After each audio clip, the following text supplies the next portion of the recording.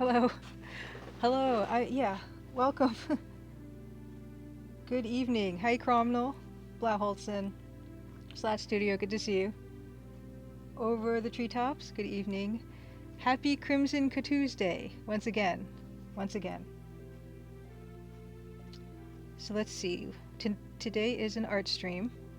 Hopefully, I did not do a sound check. So if anything is too quiet or too loud, please let me know. Yes, hello, Slat Studio, by the way. Yep. So if anything needs adjustments, you guys are more than welcome to let me know. Today, there are a few cool things that I can talk about. I prepared a really short slideshow for one of them. But first of all, happy Crimson Tuesday. Second of all, quick dev update. Chapter 4 of the Crimson Diamond is, I would say, like 90% done now. 90% done. I'm just implementing one last little animation, and then I'm going to flesh out the dialogues, and then we can close the book on that, which is kind of exciting. And I had the Pixels grant that I told you guys about.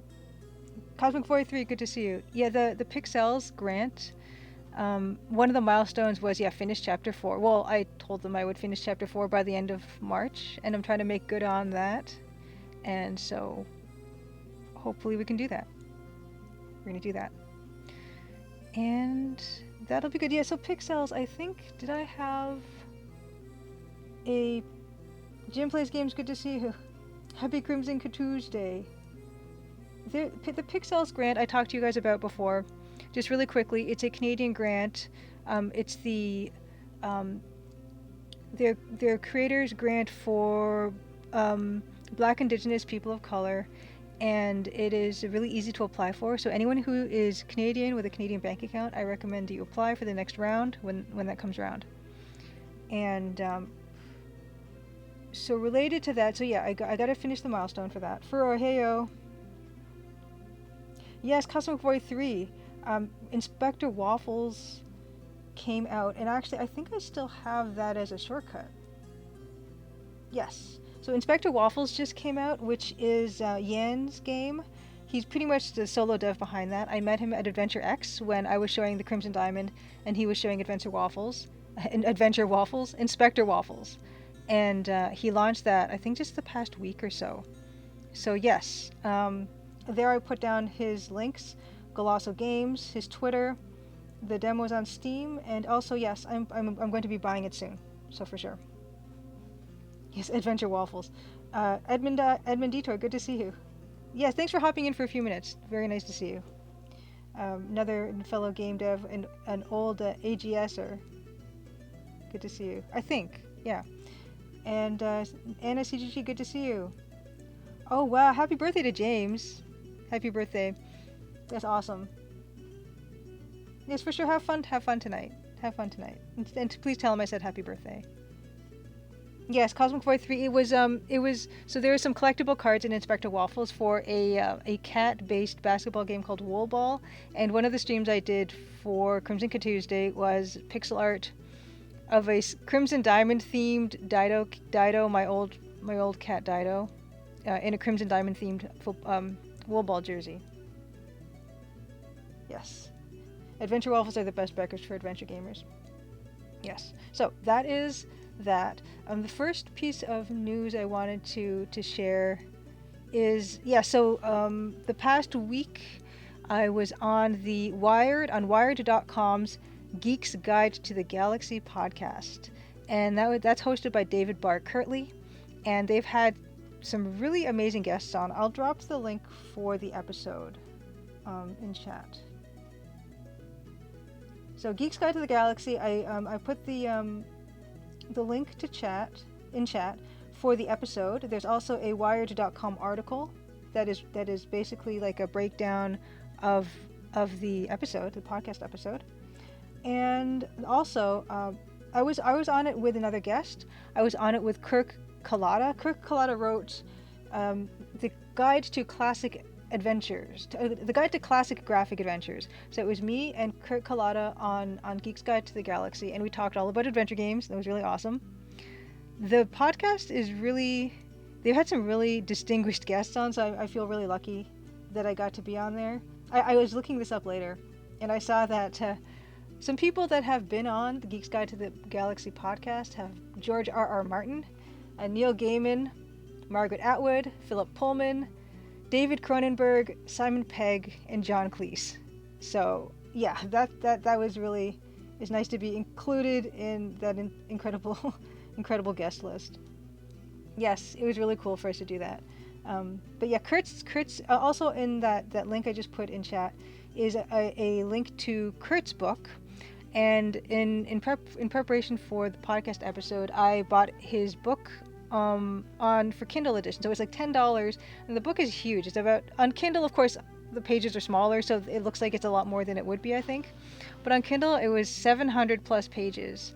And what it basically is an overview of the history of adventure games, which was really helpful, actually, because the book kind of reminds me not just of the big Sierra games and the big LucasArts games, but a lot of the stuff that I remember reading about in passing in Computer Gaming World or PC Gamer reviews, or just even seeing the ads, recognizing some of the box covers that were in magazines, and kind of getting to see, kind of a plot synopsis and what versions the game came in, and the development and stuff. So that was really cool. I learned a lot about some of the other publishers and some of the more obscure stuff too.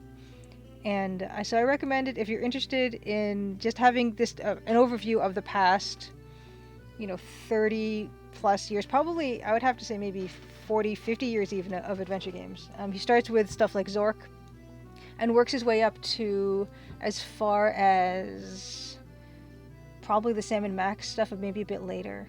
And so covers full motion video games, text adventures, graphic adventures. It's one of those reasons why it's nice to have a book for something like that, because it's a really good reference. And there's a few interviews in there as well. He interviews Al Lowe, he interviews Josh Mandel, and a few other people. So it's a really nice book, and you're guaranteed to learn at least a few things if you do read it. Deluxe Tux, good evening. Yeah, it's not a book, it's an encyclopedia. Pretty much anyway. Yeah, it's a huge book. I did not get all the way through it before the podcast, but yes. So that's that link. And yeah, so give it a listen if you're interested. We talked, of course, about favorite adventure games and how we got into adventure games, all that kind of stuff. So it was fun to do. Okay, the book goes up to about 2011, anyway, so it's cool. Yeah, I think Corey Cole, I think, has an interview in the book too. Yeah. And Kurt has done a lot of books, and so yeah, I mean, he's working on one right now. I think it's a Japanese role-playing game book potentially right now. Doc Boucher, it's good to see you.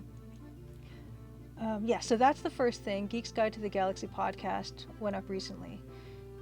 Next on the agenda is just a quick introduction for anyone who is new to the stream. My name is Julia Minamata. I'm the solo indie game dev behind The Crimson Diamond, which is a graphical mystery adventure game set in Northern Ontario. And it stars the player, of course, but you're playing Nancy Maple, who is a rookie mineralogist, I suppose, and she gets sent on assignment up to Crimson, Ontario, and you get to stay at a lodge and investigate a diamond claim. And I'm working on it with musician Dan Polakar, and Dan is using a Roland MT32 synth from that era, a real one. And so last week we actually did a music composition stream with him. We polished up a sort of a tense music loop that ends in a bit of a shock stinger. And we kind of trade off a music stream and an art stream every Tuesday, but we doubled up music because next week we're doubling up on art. So I'm going to be working on a little bit of art in the game introduction. So if you download the demo for the Crimson Diamond on Steam, And if you start a new game, you get an intro sequence, and the intro sequence is kind of rough looking. So I'm going back now and on stream, and I'm kind of upgrading those graphics.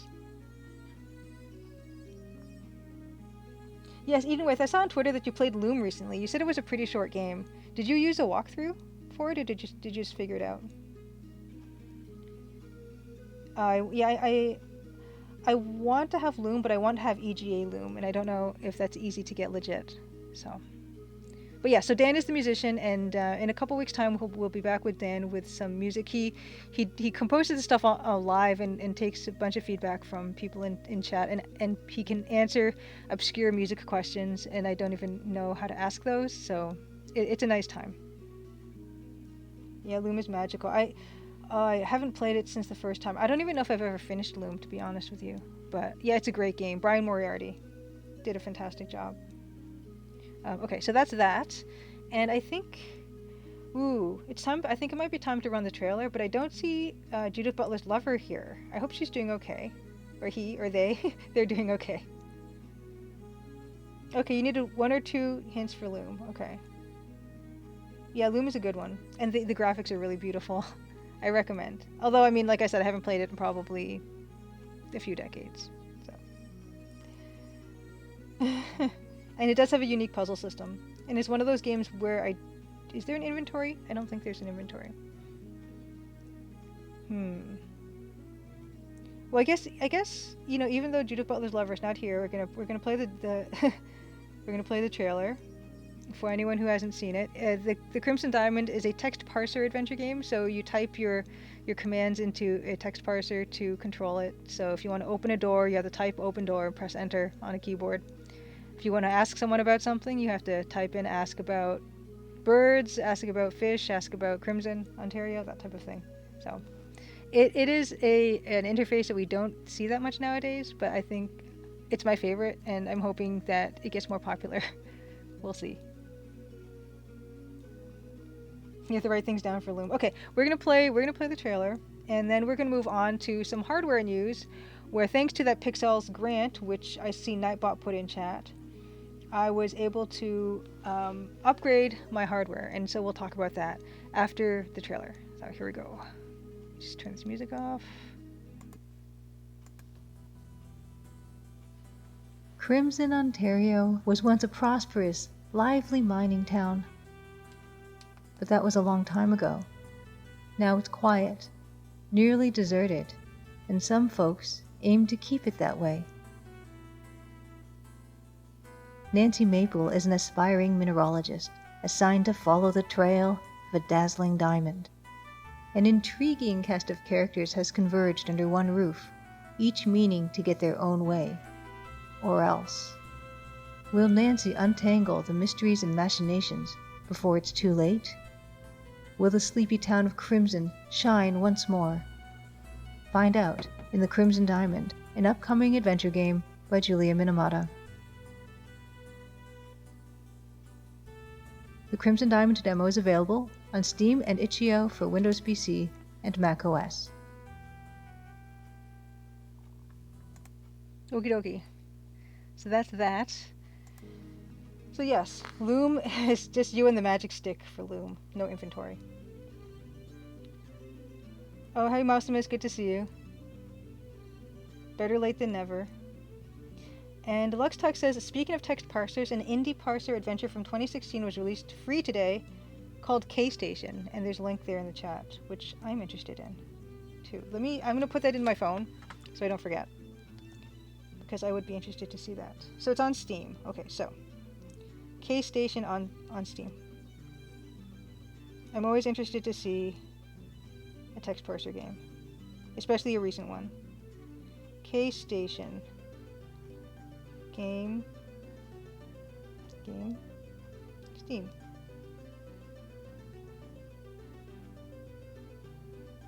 K-Station.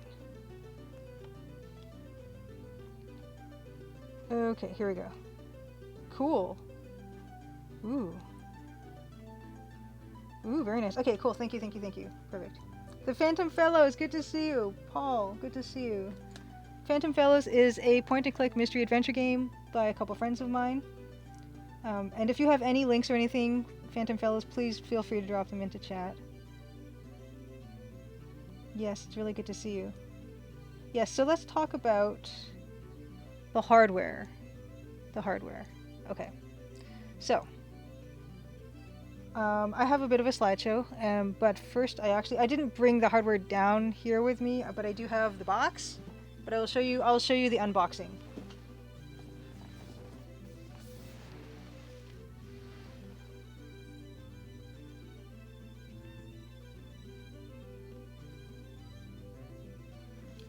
So, it is the Wacom Mobile Studio, and I have prepared a short slideshow for it. Okay, yeah, here we go. Here it is. It's the Mobile Studio 16. Hey, Karasalash. So, let's talk about specs. This is it open. What's nice is that it actually it comes with a stand, because what it is, it's actually a tablet PC. Why are the arrows not working? Uh-oh. Uh-oh.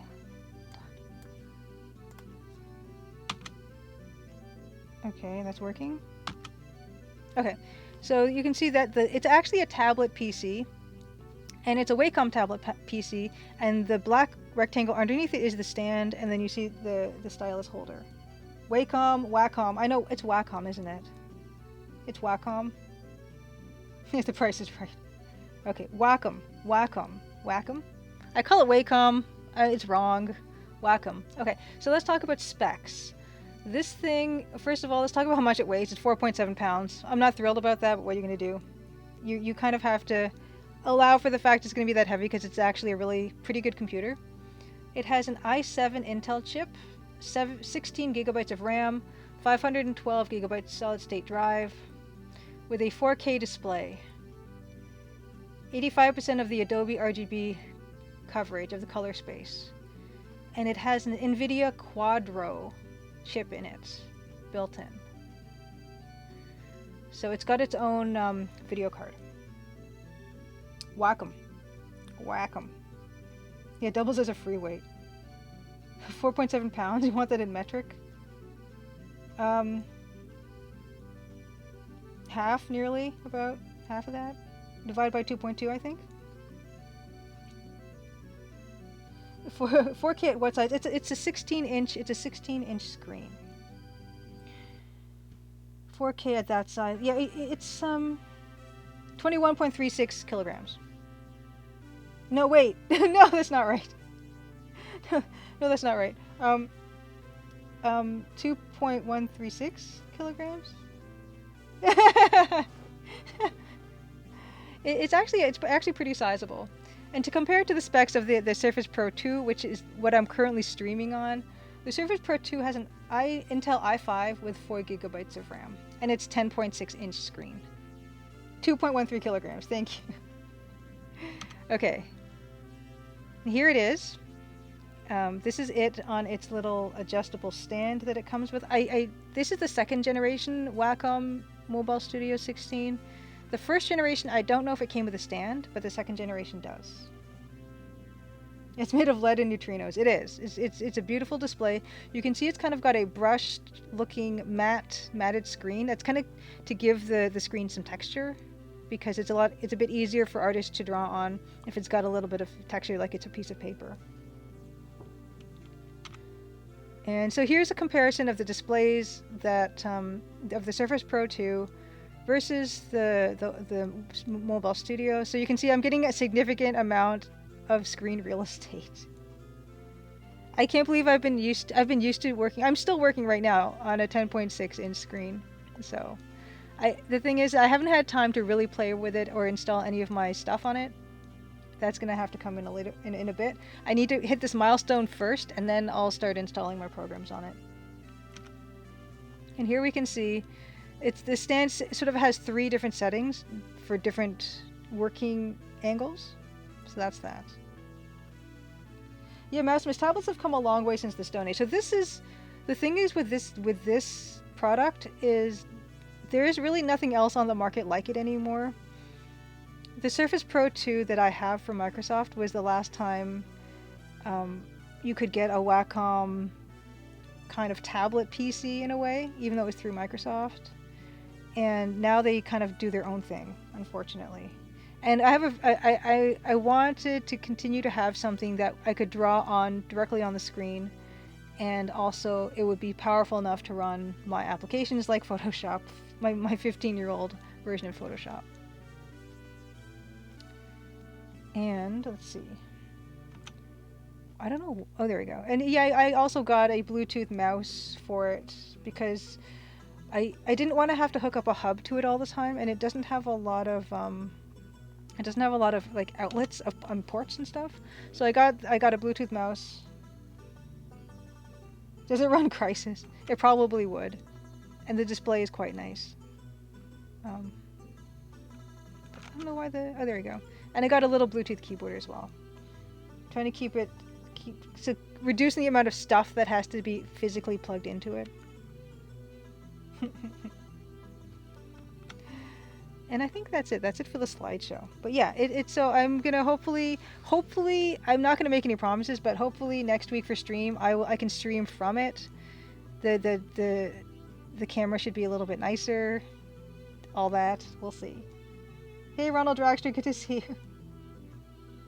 Yeah, the keyboard. This keyboard, I'm kind of concerned about having round keys, but this was a very, very well reviewed keyboard. It had 7,000 plus reviews with 4.5 star rating, so no one seemed to mind the keys being round, really. So I'm gonna try it and see. Yeah, it's kind of like old-timey typewriting keys. Liru Dallas multi-device. Thank you, Phantom Fellows.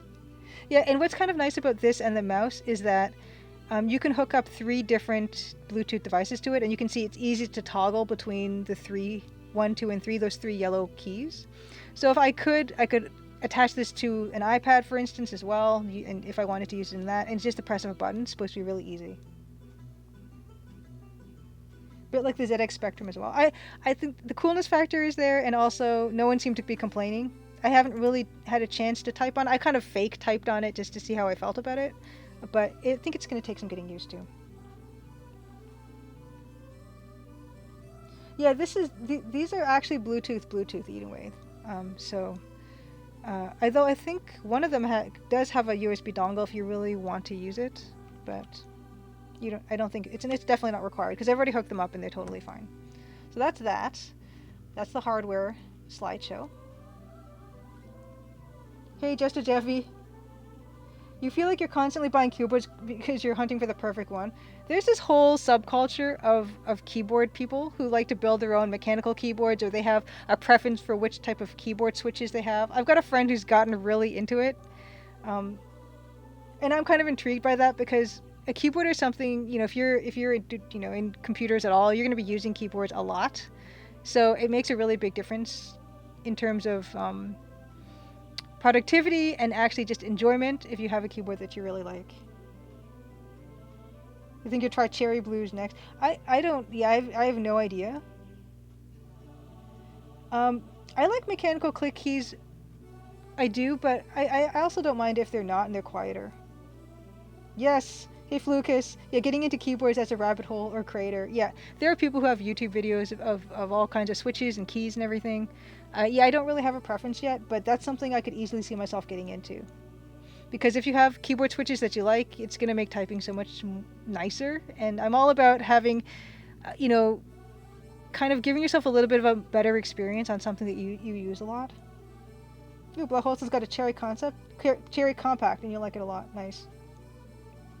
You can buy samplers that you try a bunch of different key types. Cherry Brown's here, Master. So you guys know all about this stuff already. Huh. Yeah, I don't know anything. I don't know what my favorite switch is, for instance. Okay. So that's that. We're going to move on to doing the art stuff. So let me start up the Photoshop, which I should have already had loaded up, but here we go. You won't see the Photoshop yet. I will let you know when I get to it. Mm. So that is all the fun stuff for now. We're gonna get into some work, which will be working on that introductory piece we were working on last time. And let me just open this thing up. Uh-oh. Here we go. And you won't be able to see anything yet. Not yet.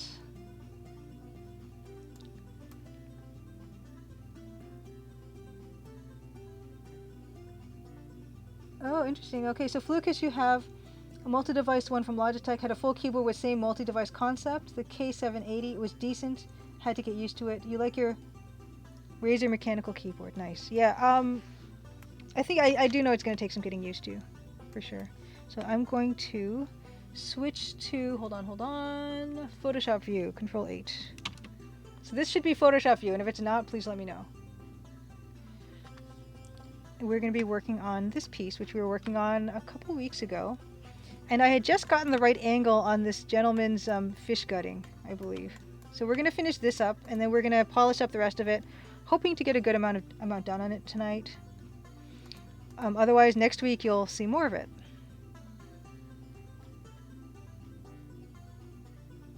And yes, that Nightbot just put in the Crimson Diamond links.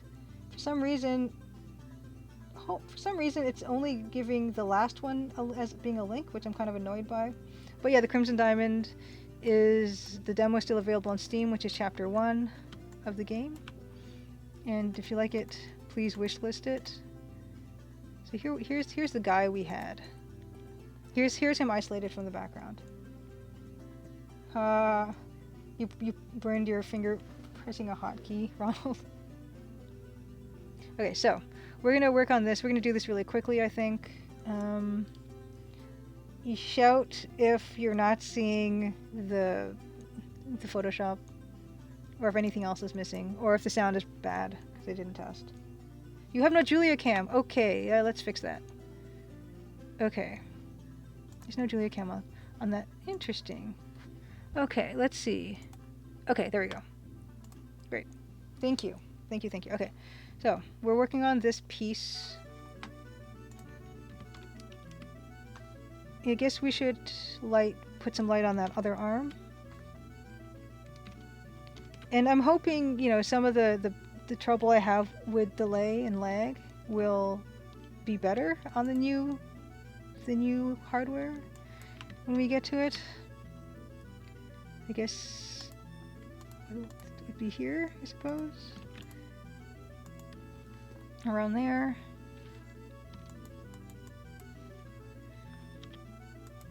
Oops.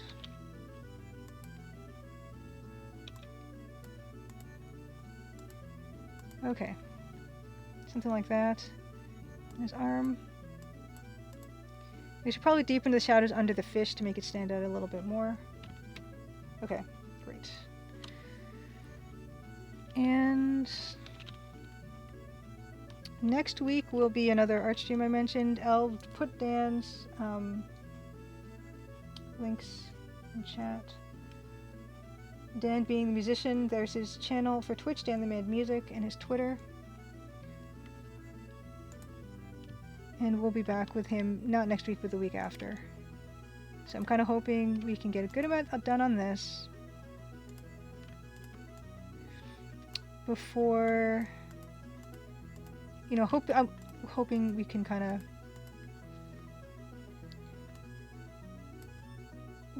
of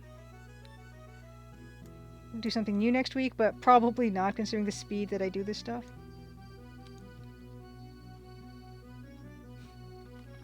Kind of reminds me of the Red Queen show.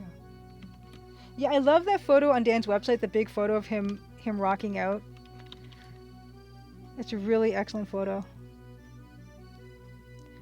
I almost thought that I'd lost progress on this piece because one of my external hard drives kind of died last week, and I thought I hadn't actually backed this up in another place, so I thought we had lost all the progress from the last time we streamed this.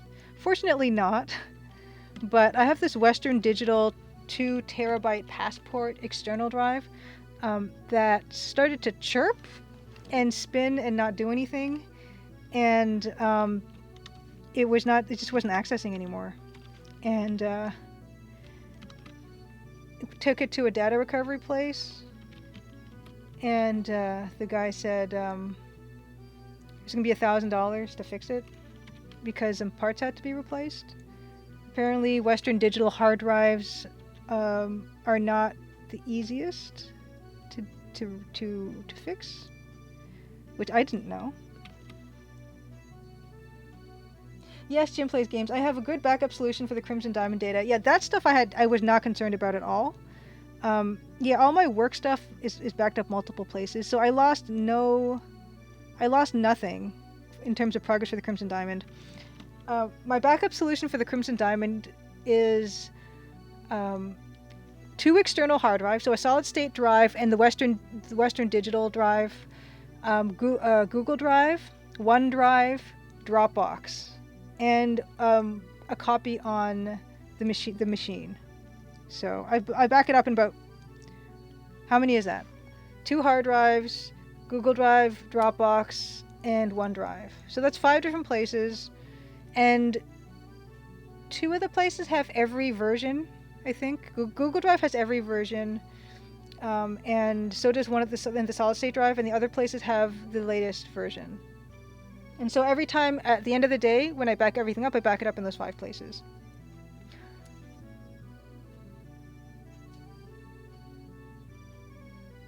Oh, you have a 2 terabyte passport as well? Yeah, Maximus. Apparently, the guy said that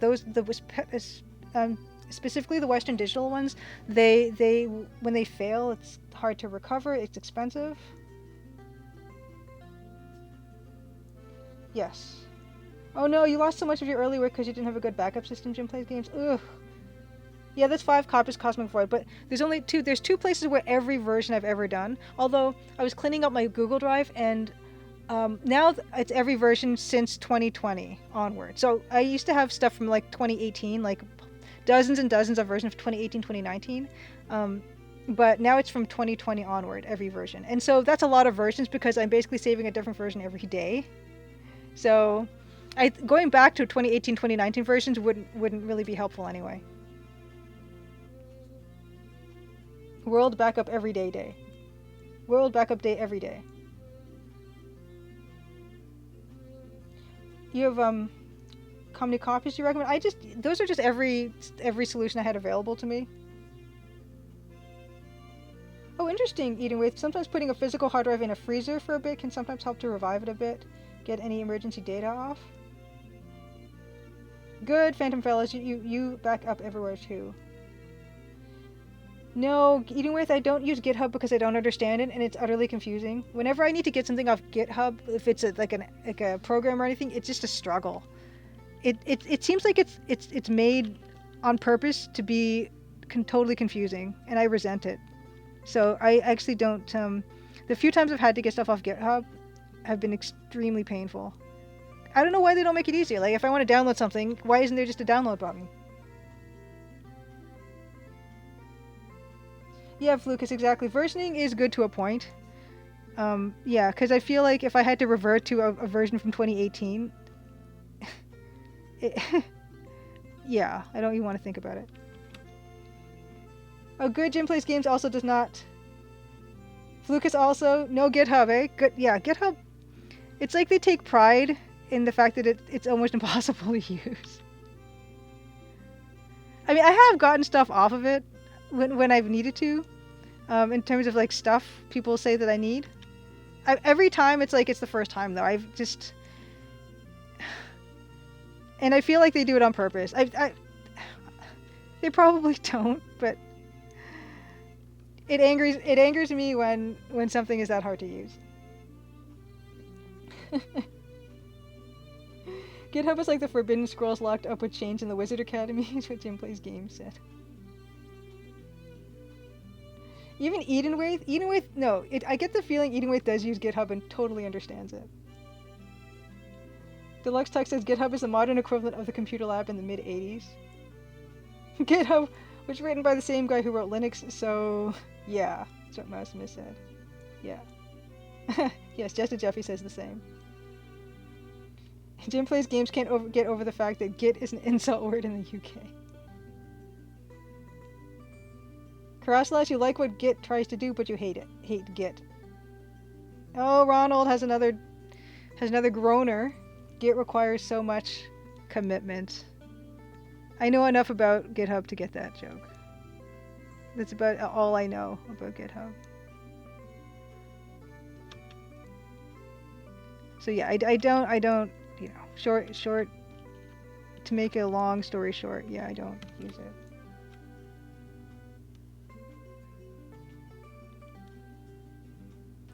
Oh yeah, so for the freezer trick, if you're gonna try to put your hard drive in the freezer, please put it in a bag first. You don't want, I guess, condensation forming on it. Hmm. Edenwith uses GitHub every day.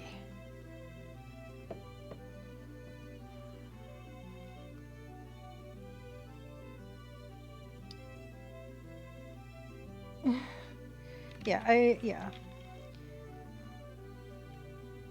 I guess no one likes feeling dumb. I think that's a takeaway with GitHub and its unpopularity among the non super technically savvy.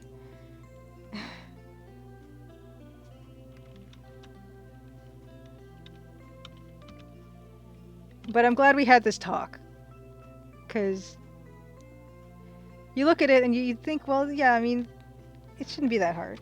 It's probably not.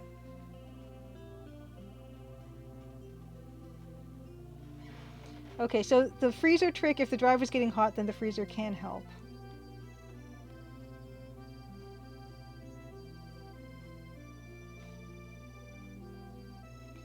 Cosmic Void 3 was promised that GitHub was easy to use. Oh boy.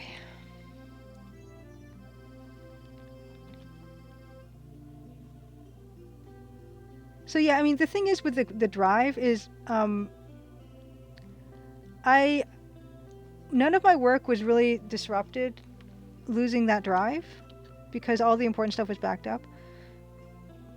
But I don't know if there's anything that I really need on it, so I'm gonna recover it anyway. So he initially said $1,000, but then he said, well, he worked on it. He's this retired guy who does it kind of as a hobby business, and so he took a look at it more, and then he said maybe he can cut some corners, replace maybe a part or two, and he knocked it down to 750.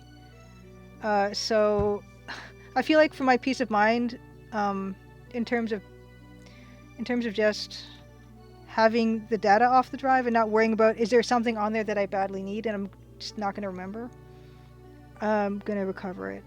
And that goes back to the grant money and how it's nice that I got that Pixel's BIPOC grant, so I don't have to worry about the cost that much, and I can have the peace of mind of knowing I recovered the data if possible. I mean, I still really don't know if you can do it. It's never guaranteed. But even stuff like photos, a lot of it was on my phone still, and I backed up the photos in other places. I might have missed a photo or two here or there, but if you don't remember, you know, it's kind of...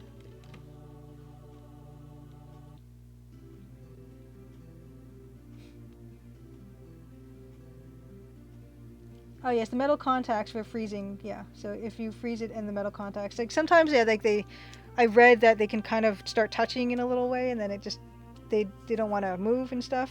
So yeah, that could be why freezing would help too. Wow, you guys are full of these little tips. So Cromwell says that microwaves they heard can help with scratched CDs. I can't believe that would work though, because isn't there metal in CDs? Art Burklaus, good to see you.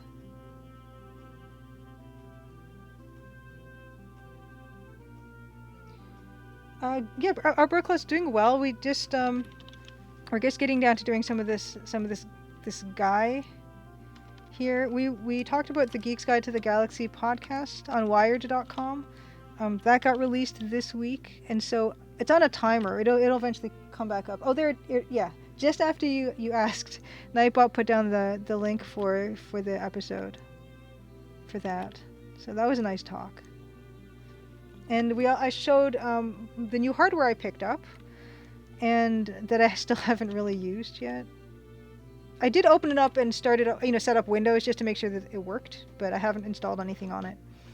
So I'm hoping to stream from a new machine next week, which would be nice. Okay, so the CD and the microwave thing makes a spectacular light show and completely burns the CDs. Oh, okay, yeah, don't. That's not a real tip for sure. Yeah, I'm hoping to stream from it. We'll see how that goes. Yeah, the Surface Pro 2 has served me really well, but it does tend to struggle when I'm streaming and trying to do art at the same time. I don't know how I feel about. Yeah, there's a bit of lag, so hopefully this will be a better hard upgrade solution than the Surface Book 3 that I tried. So I think last fall, I tried upgrading to a Surface Book 3, and you guys actually saw me. Well, some of you saw me stream from it, and it was really nice. Like, the camera was really nice and everything. I was able to do green screen pretty well, but the cursor jittered, and so it wasn't really good for drawing on, unfortunately. That was really disappointing. So I ended up returning it. Yes, no out of memory problem. Exactly, Jim Plays Games. So I'm hoping it'll be an upgrade in a lot of ways. I'm really hoping that. So that's not even on that. Yeah, just about in every possible, conceivable way, it'll be an upgrade. I'm wondering for his... I think I put too many wrinkles in the pants. And maybe, stuff like video editing. Not that I want to learn how to do that, but it would be good that it would be an option to do. And,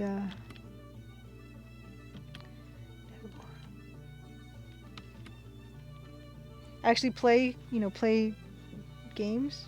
Although, of course, I still just play old games for the most part, or just 2D games. But it would be nice to have an option to play, Wasteland, the new Wasteland. Not the third one. Did they come out with a third Wasteland? Because I got the other one, the Wasteland 2, and I never played it because it just made the Surface Pro 2 too hot and unhappy. So it'd be nice to play some, 3D stuff. Okay, so yeah, so Wasteland 3 came out, but I have Wasteland 2. And yeah, I never really got around to playing it because it would just... The fan would start going and made me nervous. I didn't want to melt the Surface Pro 2 on Wasteland.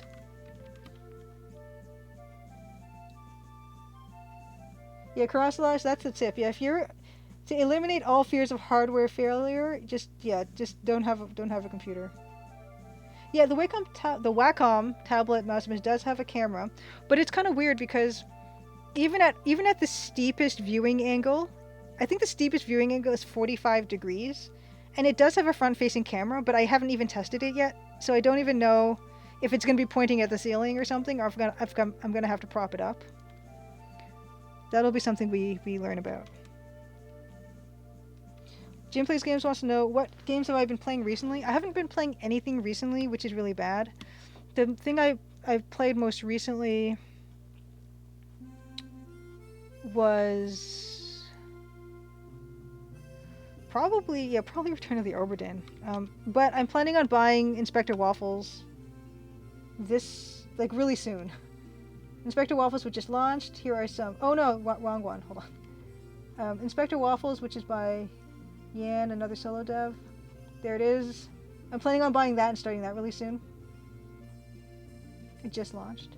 Hey, Rick, CGG Rick, good to see you. Yeah, Paul was on here not too long ago. How's development on Phantom Fellas going?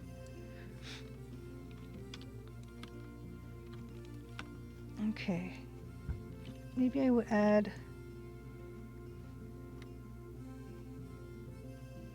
I feel like these boots need a bit more dimension. Yeah, how's development going? How long? I've got lots of questions. How big is the game gonna be? How much? How far into development are you? It's really cool that you guys are doing that. Hmm.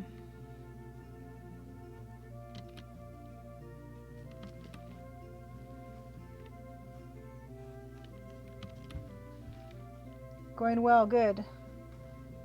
Yeah, oh my god. Yeah, getting stuff on Steam is a lot harder. I was surprised about how difficult it was actually.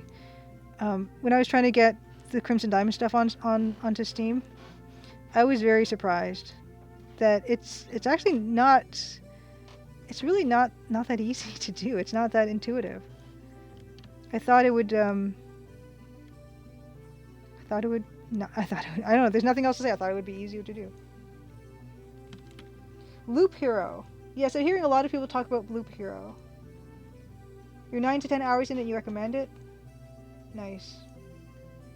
Yeah, Phantom Fellows, don't feel bad about feeling bad about the Steam store stuff, because my experience with it was they talk about depots and they talk about all these resource things, and I couldn't tell what the architecture was of the whole system stuff. I couldn't figure out what the hierarchy was. Even though I saw pictures, it didn't make any sense to me. Yeah, it's a nightmare.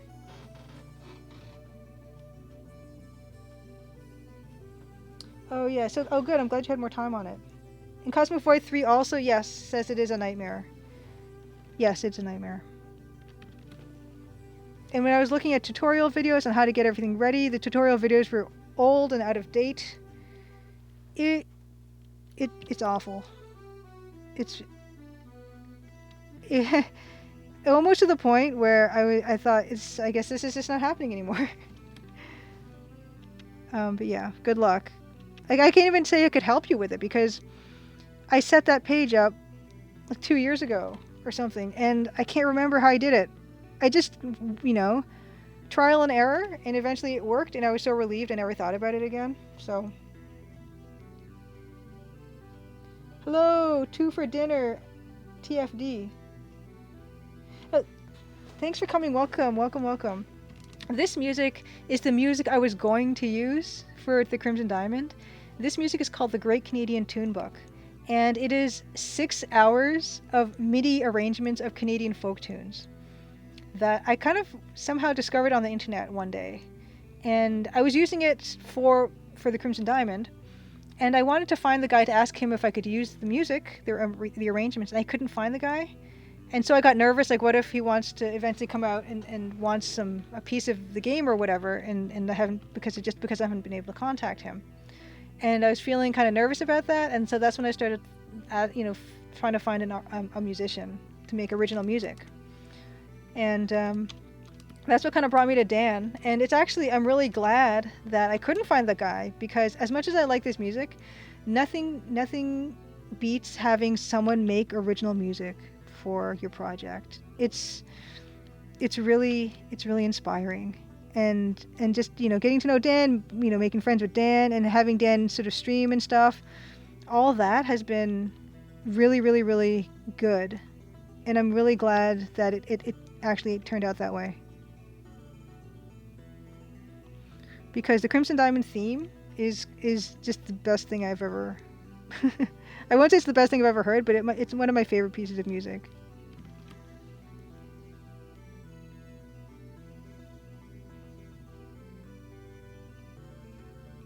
Oh wow, so you have 8 chapters or days and you're getting started on day 3? Oh my gosh, holy cow, you guys are gonna lap me. Rick, Paul, you're gonna lap me. I'm just finishing chapter 4. And yes, Phantom Fellows, sizing all those assets for Steam is unpleasant. It is unpleasant.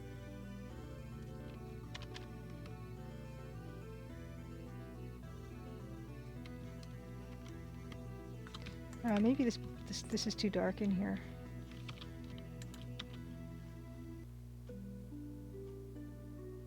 Yes, Cosmovoid 3, there are people posting on the game's forum page on Steam, and people are also writing reviews on the Crimson Diamond Chapter 1 page, stuff like that. Yeah, oh my gosh. I need to get on top of that, so thank you for reminding me. No, it needs to be darker. It needs to be darker, but... Oh boy. This is where having 16 colors is kind of tricky.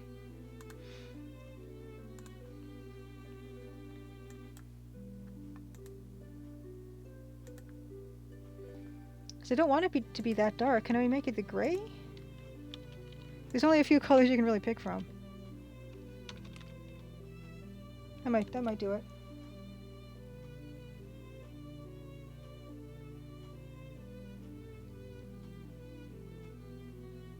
Oh, good. Ronald, you like Dan's stream the other night? Yeah. So Dan is really good about just trying to improve his stream setup and everything. And so he's got himself some really nice lighting.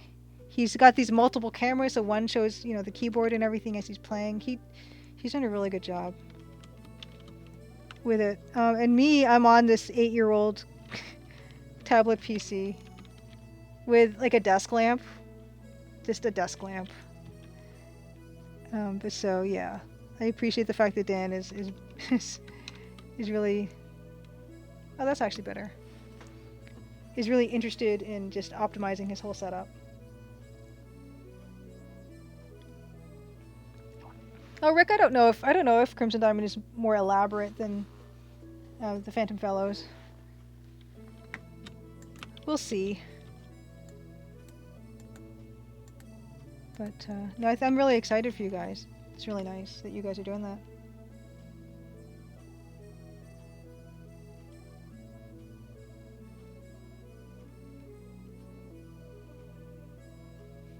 Yes, but Holton, it's true. The downside to Dan constantly trying to upgrade his setup is, yeah, like last week there were some technical difficulties. His encoding was too high, and that led to some, like, the video kind of not being video anymore.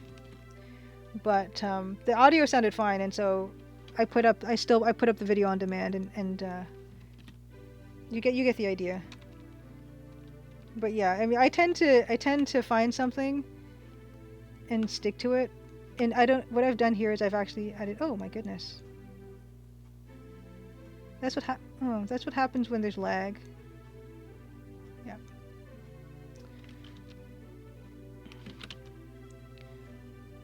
Yeah, so I mean, I keep it simple, but also it would be nice to upgrade the setup a little bit.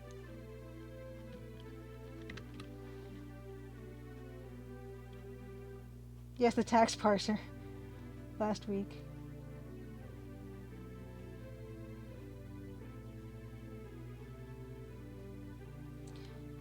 Yes, streaming is always learning for sure.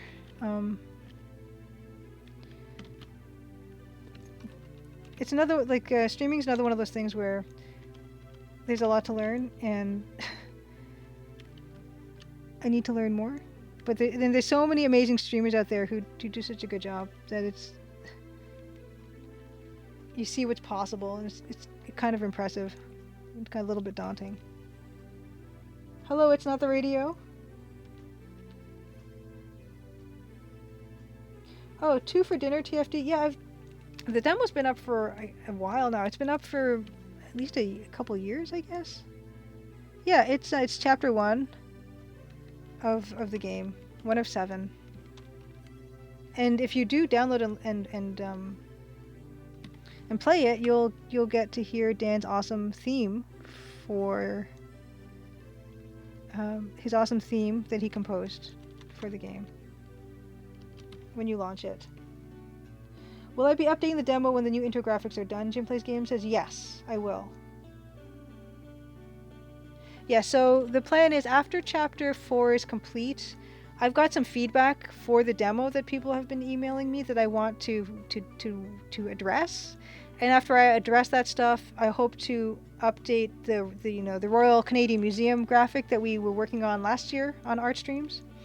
And I want, and then this piece as well. So I'll slowly be adding stuff in. But I mean, I'm not going to do multiple versions of the demo unless I'm adding a ton of stuff. So after I finish chapter 4, I'll be doing some fixing of the demo, and then just have that be the most recent version and then move on to chapter 5. But yeah, there's been some people have been really good about emailing me. You know, they'll have screen caps. They'll be super helpful, and I do definitely want to address all those things.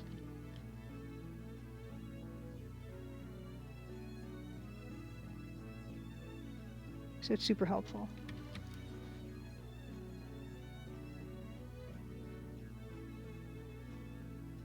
How far along am I with the other chapters? So yeah, chapter 4 is like 90% done right now. 5, 6, and 7 are just like scribbles on a notepad. I know exactly what I want to happen in those chapters, but they don't really exist in any form now. But what's nice is that a lot of the assets, you know, like the setting does not change very much from chapter to chapter, so I don't actually have a lot of new assets to create. So I'm hoping that's going to help me save time in those chapters. Or his feet are really small. I gotta fix that. Dude, Butler's Lover, good to see you. How you feeling? I'm so sorry. I was hoping that you could come in time for the trailer, but we did it without you.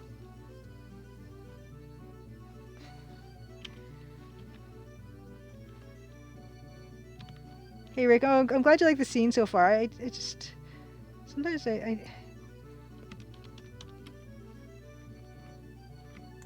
sometimes it's hard for me to really think that I've made much progress on these things while streaming.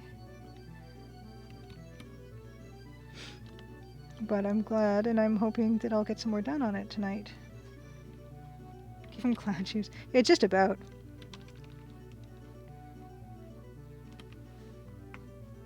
You know, for all this work, this piece is going to be out on the screen for just a few seconds. But yeah, his feet are really small. He's kind of very weirdly proportioned.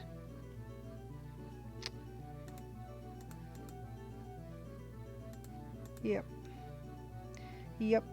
I might have to make his head smaller. I think that might be what happens. Yes, anyway, the milestone for the grant is finishing chapter 4 by the end of this month. Oh good, I'm glad you're almost 100% better, Judith Butler's Lover.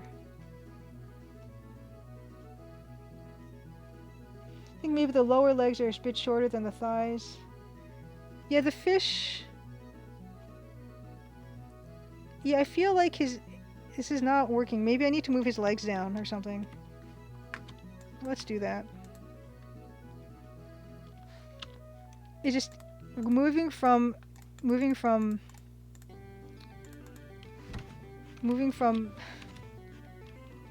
just a scribble to something that actually looks good can be really hard. Let's try that. Oops.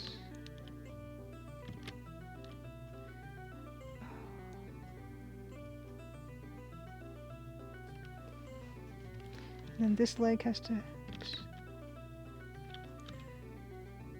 So much adjusting.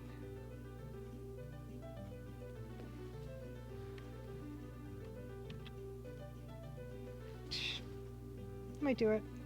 Like his knee, where is his knee? His knee is here, right?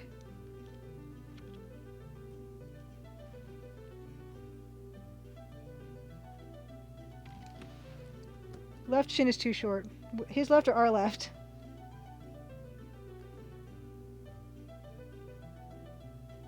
Oh yeah, it would be really cool, Phantom Fellows, if you streamed some of your art design, for sure.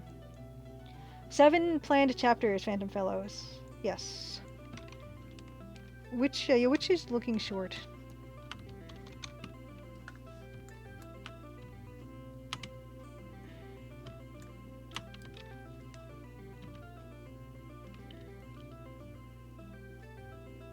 And I saw Space Quest Historian played your demo, which was awesome. How long did it take to get the demo done?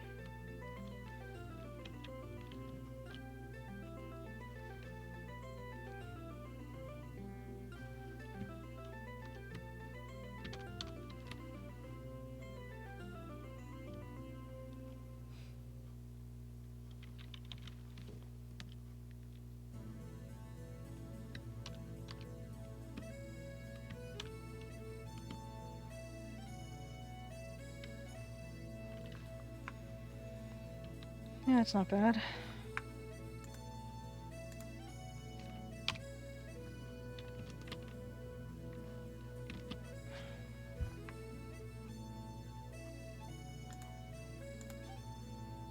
Let's see.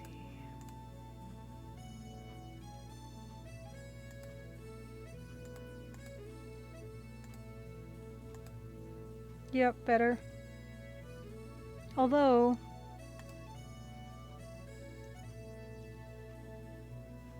I don't know if that's gonna work with the log as it is. You know what? This usually takes. I don't know. Maybe I shouldn't even say that, but this stuff doesn't usually take forever. Now his feet are too close to the fire. Move him back. Oh, started 5 months for the demo. Nice.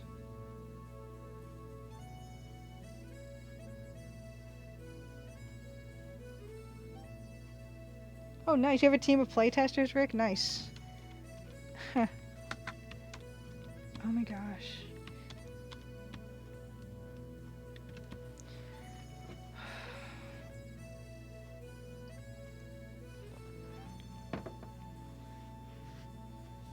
Yeah, this whole thing now is so close to the fire. I'll have to...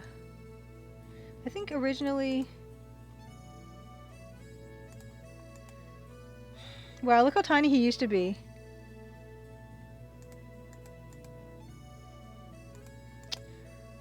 Oh boy. I guess the problem is with this scene, it's not the game sprite size I'm used to, so the scale is just completely made up and weird. I think his legs need to be turned in more.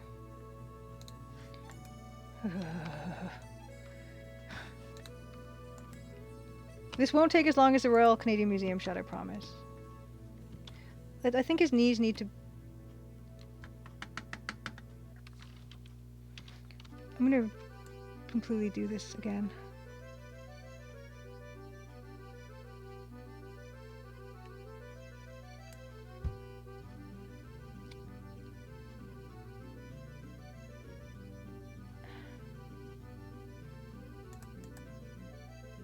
How to do this? Because...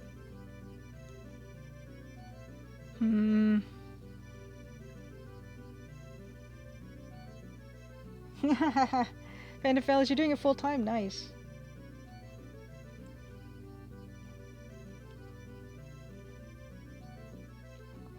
Nice. Oh, good, good, good. I'm glad Classic Gamers Guild was able to test it. It's very cool.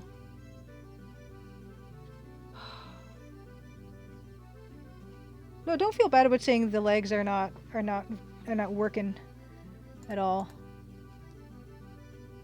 I think... I don't mean, it's not like a personal thing, you know? I get it. I've been doing art for a while professionally, and so if something's not working, I would rather just be told that it's not, instead of, yeah, it's like, leg's not working. We all want it to be better.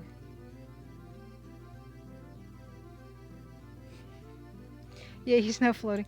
Yeah, I'm trying to, because he's sitting on, the log is quite close to the ground, so I don't know how he's going to be, maybe he needs to be sitting on a tree stump or something. But a tree stump wouldn't be this close.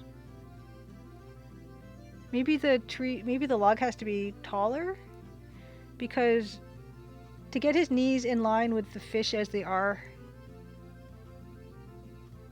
it's not going to work. Nothing is easy. Nothing is easy. Maybe put his leg that way?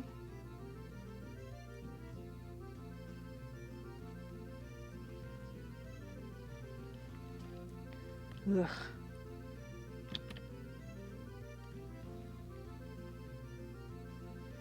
Maybe a thicker log. I'm thinking thicker log would help. Yeah, Jim plays games. I will never forgive you for trying to be helpful. Maybe splay his legs out like that.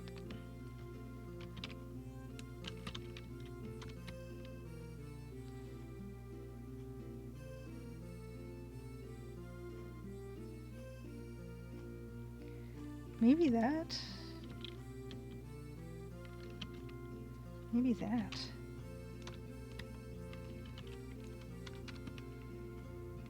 Oh my gosh. Yeah, we are lagging. We are lagging by a bit. About a second lag on the... I might have to sacrifice the music.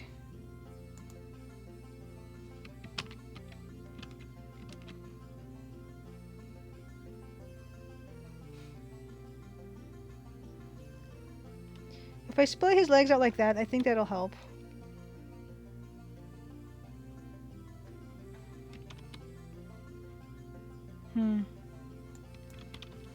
Yep. Things are chugging a little bit.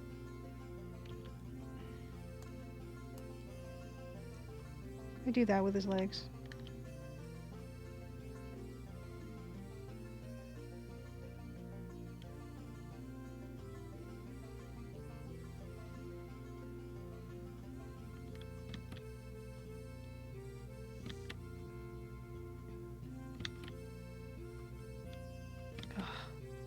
Watch me just struggle. That's the night. That's the rest of the evening. Watching me struggle with this thing.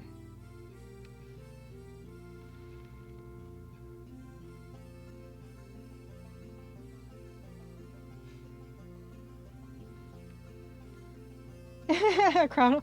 I think art gets harder to do with 33 people staring over your shoulder. Yeah. I'm not gonna use that as a reason. What I will say is though, streaming is making the Photoshop be a little less working. It doesn't want to do the fill. Do the fill. Do the fill. It doesn't want to. Oh, there it goes. So there's a bit of a lag. So that's a little bit of trouble, but other than that,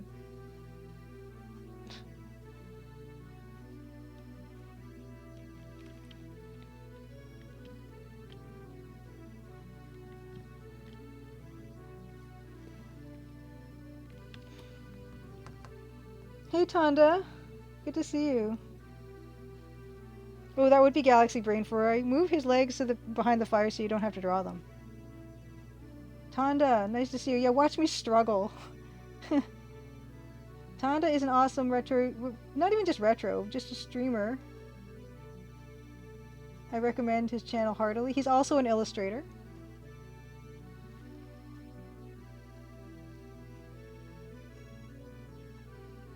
Who does art stuff and does game stuff. Plays games. Nice chill stream.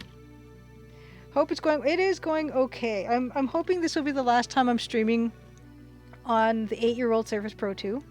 I picked up a Wacom mobile studio and I'm hoping to get it ready, up and running for streaming next week. It remains to be seen. That's the goal.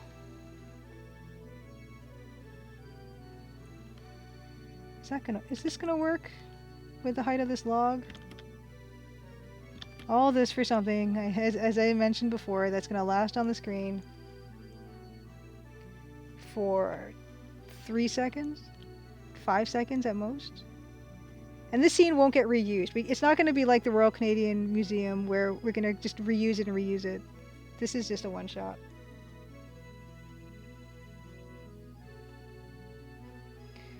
Gah. Judith Butler's lover, have a good night. I'm so glad you're feeling better.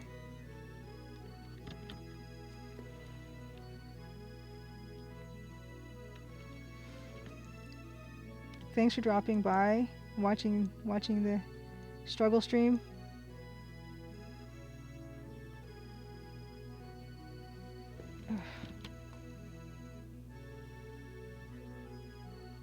Yeah, what an unforgettable. It would be a thoroughly forgettable 3 seconds. Sakanaka, good to see you. Welcome to stream, welcome back. Yeah, we're just struggling through pixel art tonight.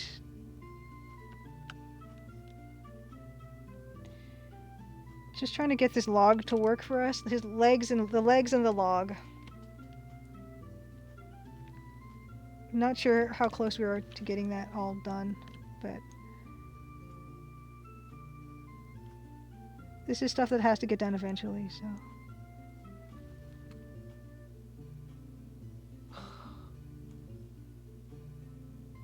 Yeah, move the bucket in front of his legs. The bucket should be in front of his legs. You kind of are right about that. Judith Butler's lover did not ask about the Roland MT32 this week. You know what? Why don't we put the bucket there? Right? Is the bucket on its own? Nope. The bucket should be in front of him. You're right. Let's be cowardly about this. No one has to know.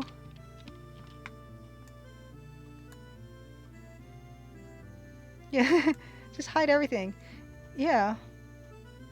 Yeah, just totally put it in front of him. Like that. It would be there, wouldn't it? Oh, we gotta hide the other bucket.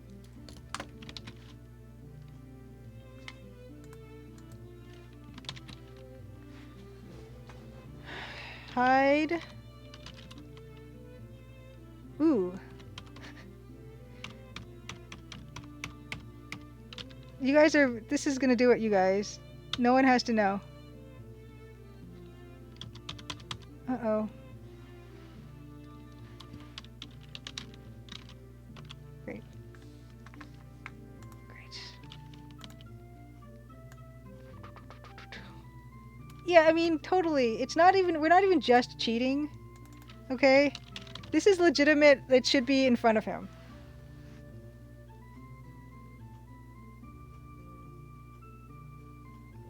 Yeah. Yeah, totally.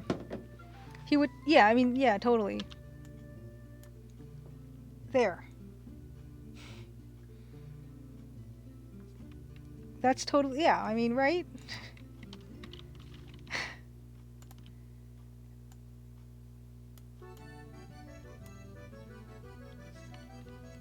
Good call. Exactly.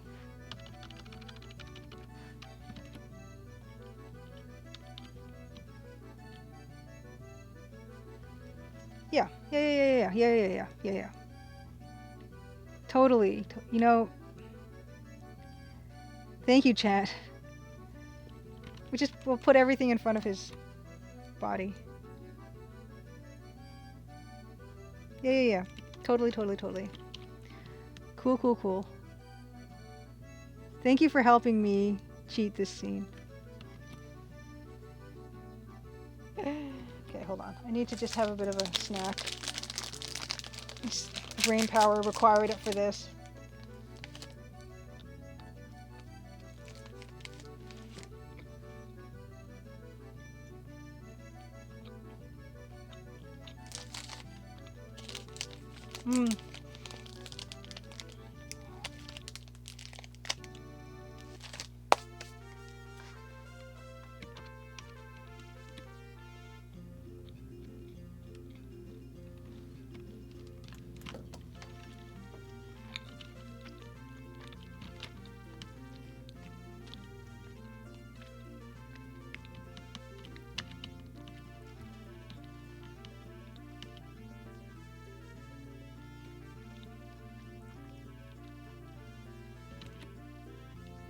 Hello, Sklo1. What am I eating?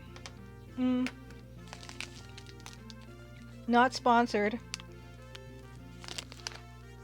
This Cliff Bar. Peanut butter and banana with dark chocolate. And just something easy I can stuff in my mouth a little bit at a time. And it's not crunchy and it's not gooey. It's just figured it'd be something I could stuff in my mouth pretty quickly and easily, and while not being too disruptive. Yeah, and exactly. The fishing rod is behind the log, so there's no need to draw it.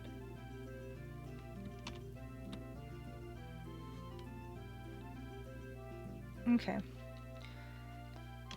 Thank you for that. That's definitely makes more sense.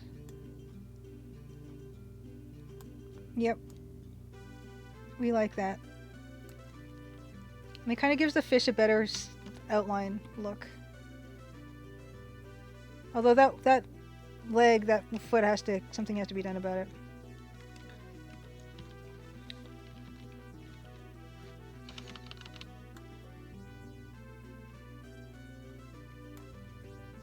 That might even be it. We could just hide the other foot behind the bucket. The bucket's gonna solve all the problems tonight. The bucket is the answer. Okay?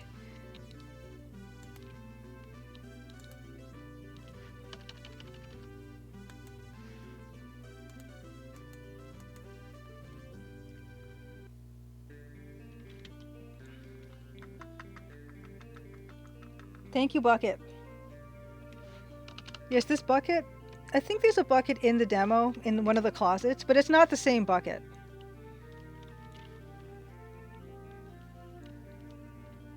I think there's a mop and a bucket in one of the closets. So buckets are definitely something that reoccur. It's not like a reoccurring theme or anything, but...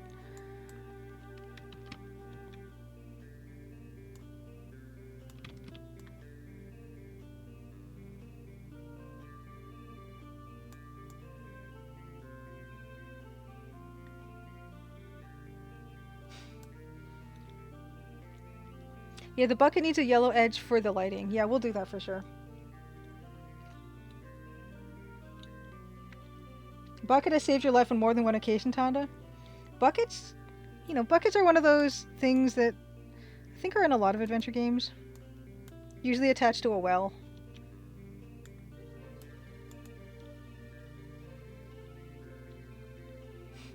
Very good, Furora. He better be careful he doesn't accidentally kick the bucket. Very nice. Oh yeah, and Dan has a friend named Sammy Buckets on chat.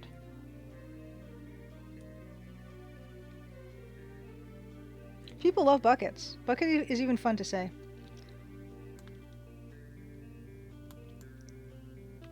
And actually, if you play the demo, the intro sequence, you'll see that, yeah, the bucket, maybe the bucket can eventually have something valuable in it.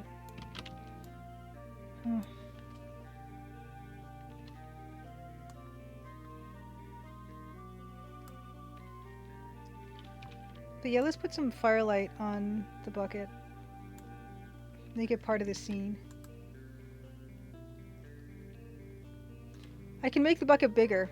Yeah, the bucket is kind of small, isn't it?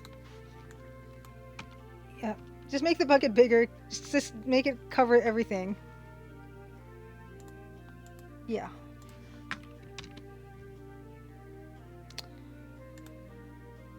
Let's just size that up a good 500%.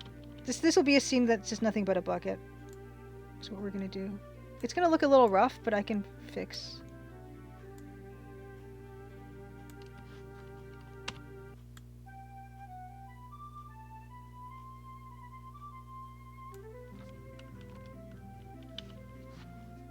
Yeah, bigger bucket covers more legs. Yes. Crimson Diamond sequel, Crimson Bucket. Yeah, this is gonna solve all our problems, I'm pretty sure. Although...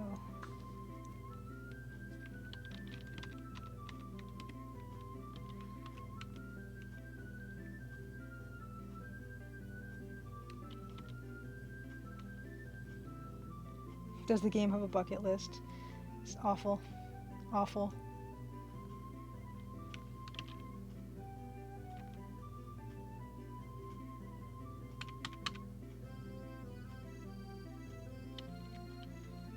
And I think I do need to make the log bigger too. First, let's define the bucket more. The edges of the bucket with some firelight.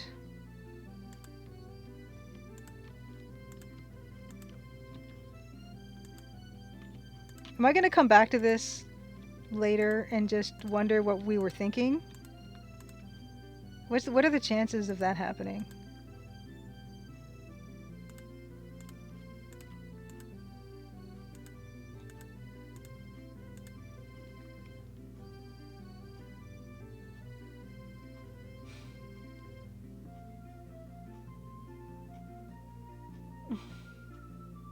The yellow, thank you. The yellow adds so much to the bucket. And yeah, he could totally just chuck the guts into the bushes. Chuck the fish. Chuck the fish sounds like the name of a fish.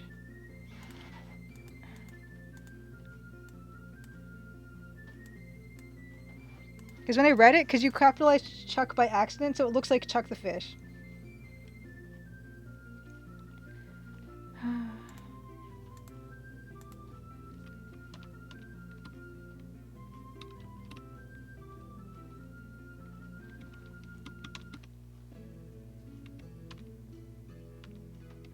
And yeah, the log is we're gonna do something about this log, too. Just fix everything but the guy. I think that's what we're trying to do here. Give up on the guy, fix everything else around him to make everything else work.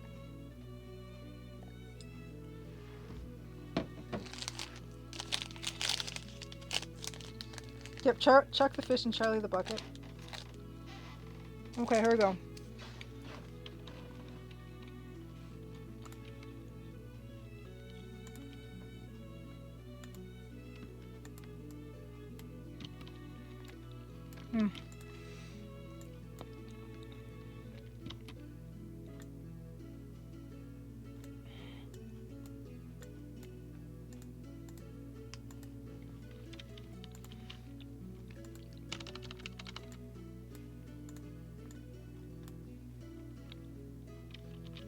Yep.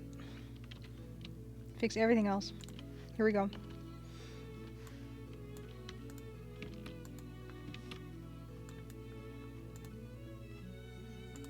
This is called desperation. That's fine. That's fine.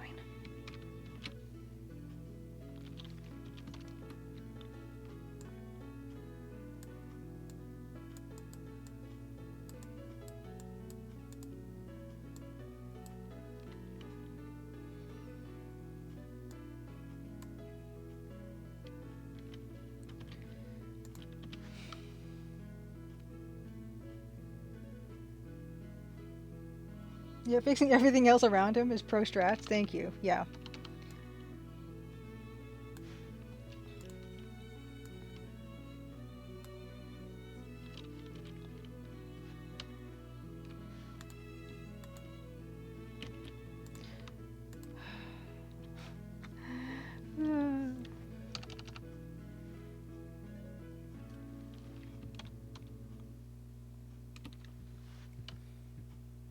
You know, I don't know. I feel like I had a lot more patience with the Royal Canadian Museum. What happened?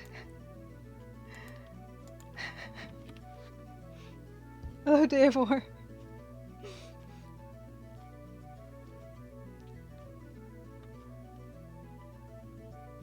He can sit on another bucket instead of sitting on a log.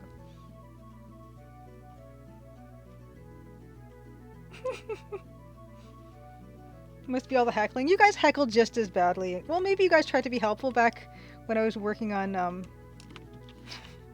the Royal Canadian Museum, and now you've completely lost patience. Is that what's happened? And is this just going to get more and more dysfunctional as we go? Where we're going to be working on, you know, the scene on the train, and it's just everyone's just going to be screaming.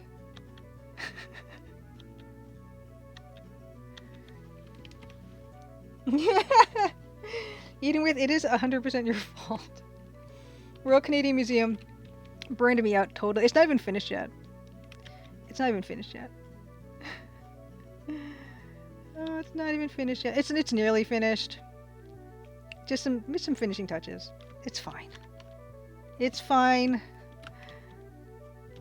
Yeah, and I will polish it up so I can stick it in the revised demo whenever that does happen. There's not going to be anything new content-wise if anyone's played the demo when I get around to the revised demo, so don't be too concerned about that. But just some quality of life stuff. Yeah, should the bucket be longer? Maybe it should be. Yeah, it's okay. Eating with I don't hold it against you too much. The spiral makes it look like, yeah, I mean, I guess it wouldn't be a spiral. It wouldn't be a spiral if it was a log, because they don't actually grow like that, do they? They don't grow in a spiral. You're pretty right about that, to be honest. So let's not make it a spiral. Good point.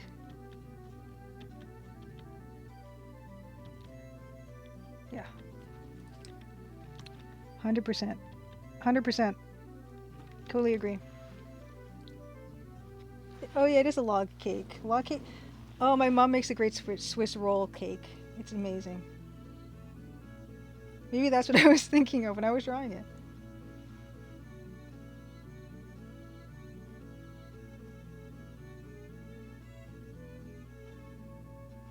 Yeah, Swiss roll. Do the images that I'm working on haunt my dreams? No, you know what? When I'm not streaming this stuff, I don't think about it at all, which is probably not good either. Yeah, let's make the. I feel like the bucket. Wish it was a little bit taller. Wish it was. Yeah, the. Well, what if we do make that bucket taller? No one can stop us. Yeah, I didn't do it, Blaholtzen. I was gonna, but I didn't. I don't want it to, I didn't want this to be contested, or when I put it as a video on demand on YouTube, I don't want a copyright claim because I said the lyrics to something. They're really good about finding that stuff.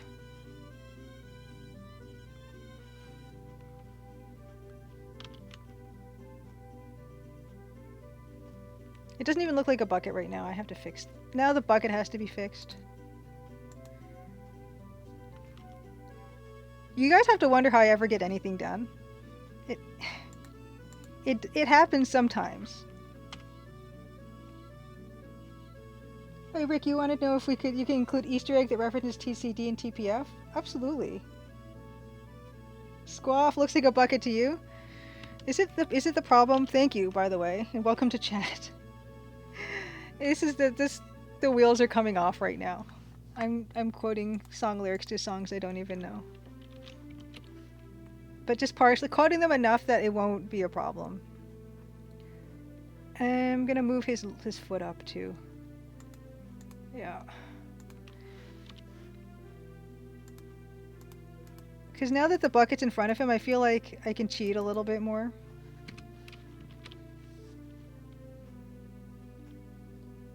Oh, the constellations in the background. No, don't. Yeah, these ones. Yeah, they're accurate for the latitude that we're at and the geography that we're at. If you were to analyze these constellations, you would be able to pinpoint exactly where this scene is happening. So this scene is 1914.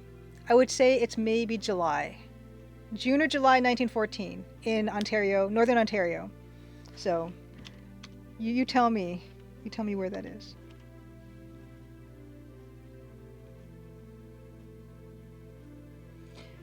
Yeah, so Marsimiss, the technique for the fish gutting that I have in this scene, I saw on WikiHow, which is not the best resource for how to do anything, but, you know.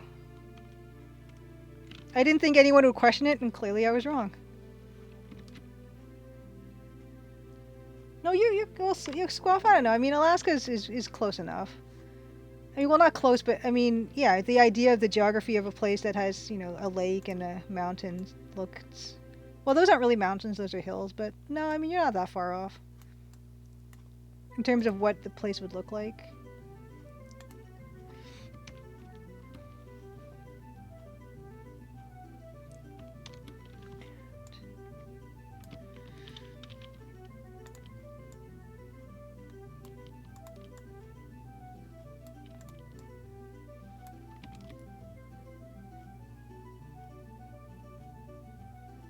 Okay, if this were Denmark, there would be mountains. Originally, I was setting this game in sort of kind of Alberta, BC area. So there were mountains. So Crimson Lodge, the first time I did that art for Crimson Lodge, the view of the lodge, there were mountains in the background, and I kind of just changed my mind. I wanted it to be Ontario because that's where I'm from. And also, diamonds can be found in northern Ontario, so I felt like it was geographically more correct, mineralogically more correct. Yeah, that's kind of working for me.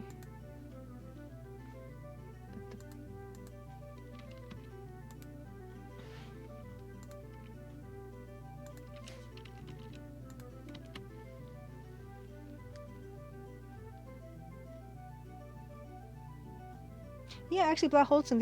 Last night, it was quite a nice full moon in a clear sky for me.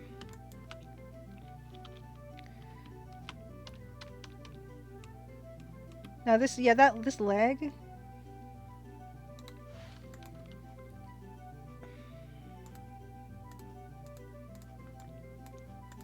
This leg is not doing it for me.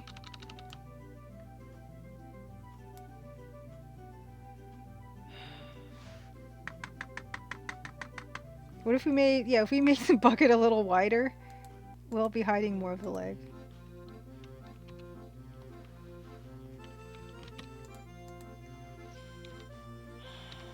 The bucket's gonna solve all the problems.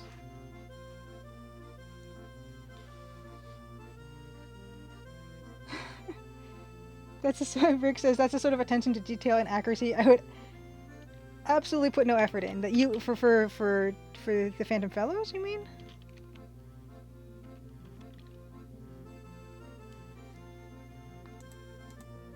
I don't know if I believe that. We'll have to see.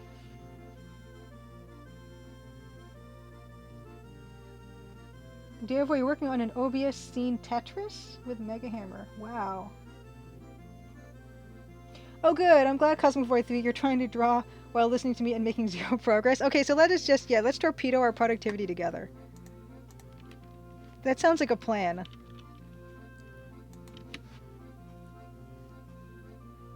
Oh good, you like the guy's head? That's the part we have not touched at all. Pretty much.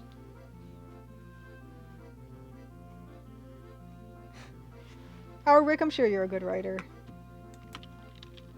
I'm sure Paul has reason to believe you're a good writer. Yeah, just believe in the bucket. The bucket. Let's just not even put the other leg in. Maybe a tip of boot. And leave it. Who's gonna know? Except you guys. And you guys will keep a secret, right? Can you keep a secret? Where's this grass? Where's this? Where's that grass? Oh, it doesn't matter.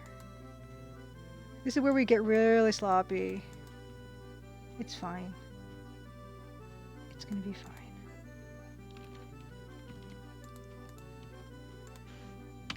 Yeah, where is this? So I mean, there was that trick where you control and press right click and it tells you where that. Okay, yeah. See that? If you control and right click, it tells you what layer that thing is on. So there we can tell that these pieces of grass are on the background layer, which is a trick I learned not too long ago. It's a trick I learned during a reply thread for the Photoshop Revelations clip on Twitter that Cable Sasser put up, and other people posted their things that they didn't know forever in Photoshop, and that was one of them. If you control right click, you can see what layers something is part of. So that's kind of beautiful. So you don't have to just turn on and off layers. So.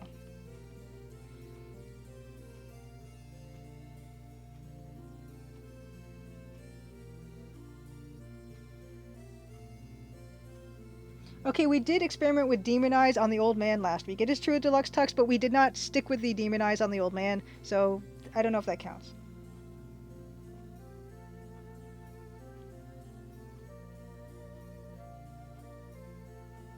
Yeah, maybe if the bucket is gray and his log is gray, the pants should not be gray. You might have a point there. Ferroy, you might have a point.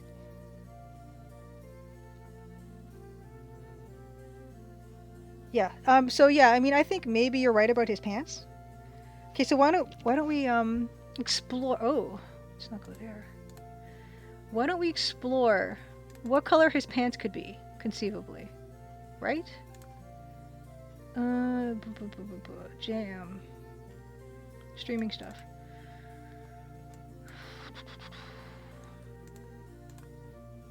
I've got the whole palette here somewhere, so we can really make a good selection. You can really make an informed choice about pants color. Does anyone want to weigh in on what color they would like the man's pants to become?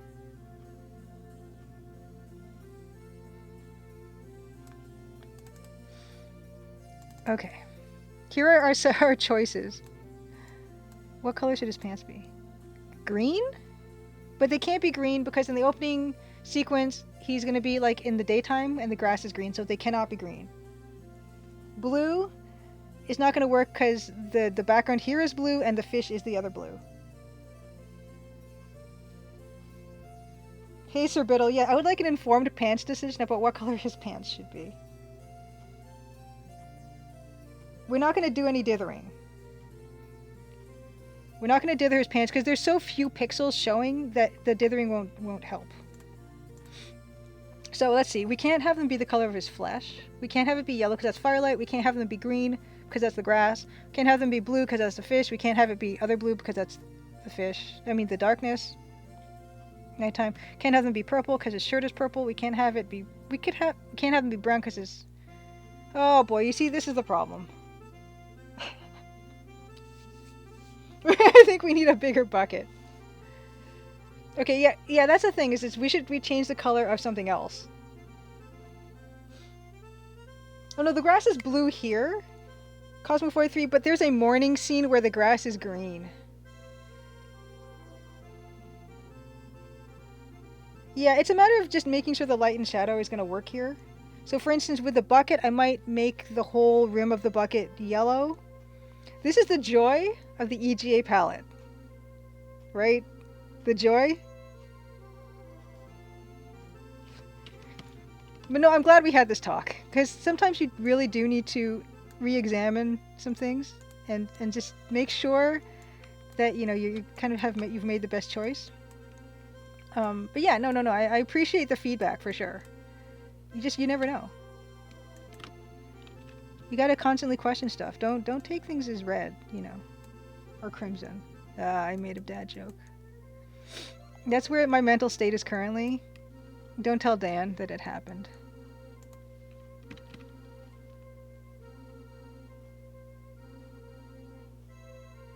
Yeah, I'm definitely, yeah, Jim, you have the right idea. I'm going to give the bucket more of a dark edge on that side for sure. Yep. Yep, we're gonna do that. I just wanted to get his leg done. I'm just gonna give just a suggestion. Hold on. I'm gonna do a suggestion of boot.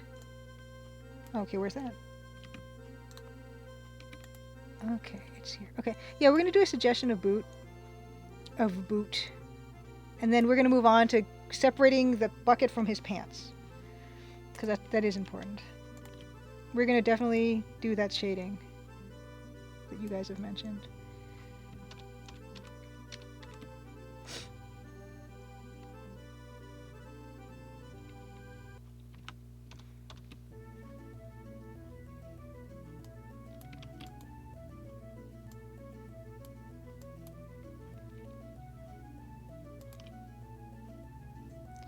Yes.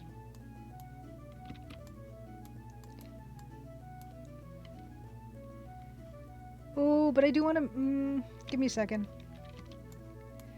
I do want a little bit of his leg. I still want some of that leg popping out of that. I do.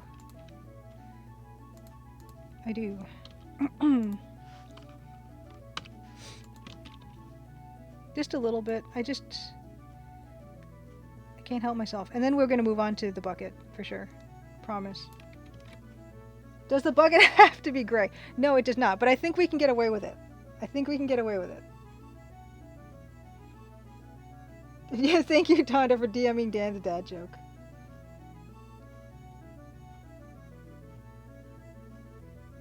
Yeah, we're definitely gonna resolve the bucket. The bucket will become resolved. Bucket could be dark cyan with maybe, but I don't want to connect it visually to the fish because there's a fish on the fire and a fish on his lap.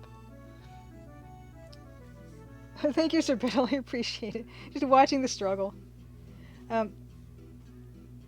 Yes, okay. Yeah, I'm just gonna, just let me fix his little leg and we're gonna get into the bucket and all things buckety. I just want a little bit of that leg. I do. And then we're gonna, yeah, we're gonna.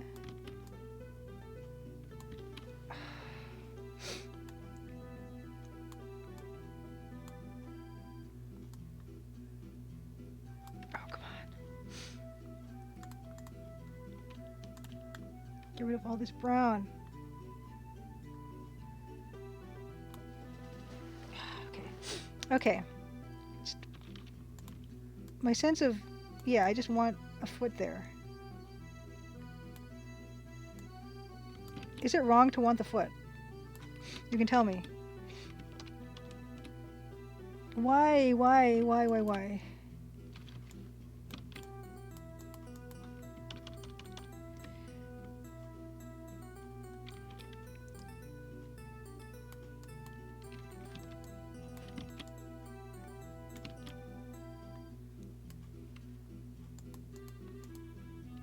Fine. Okay, we're gonna work on the bucket because I know that's all anyone wants to see. Okay, let's do this. First, let's make a copy because we are cautious and we don't want to mess up the bucket that we currently have. Does the fish have to be cyan? Well, it's the most important thing of the scene, so I kind of wanted to, yeah, I wanted to keep it like really obvious. That's why the fish is probably going to stay that color.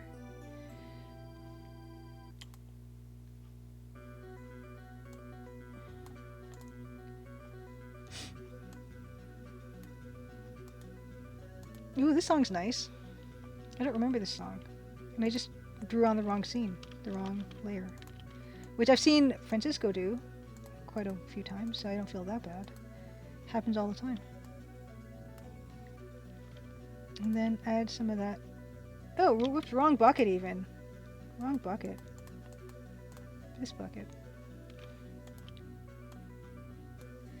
Yeah, my layer discipline is, it's not the best. Why don't we just outline this whole thing for now and then we'll adjust it as we need to see what we need to do.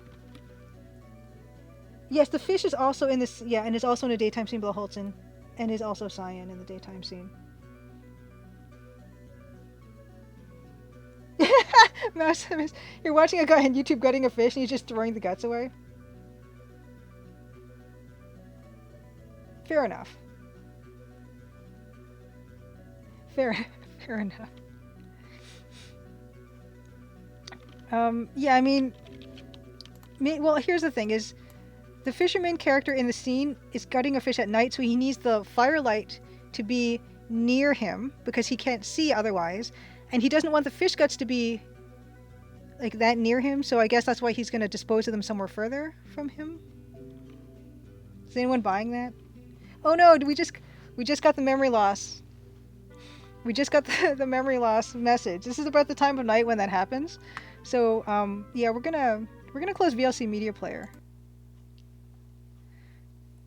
There we go. Oh, hold on. Let me just do a bit of one thing. I don't even know how to do this. Give me a second.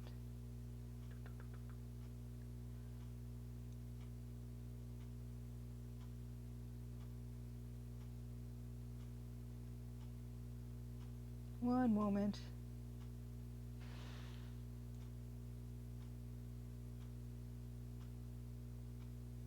Okay. Yes, fish guts equals bear bait. Thank you, Cromwell. And doesn't want to slip on the fish guts as he's walking in the darkness. All these things. All these things. Yeah, so we can explain away anything. Let's bring back the dude. Yeah. So what we're gonna do, we're not gonna make that whole thing all the way yellow all the time. I just wanted to have it there so we have it, and I can push it back, pull it back. I miss the music though.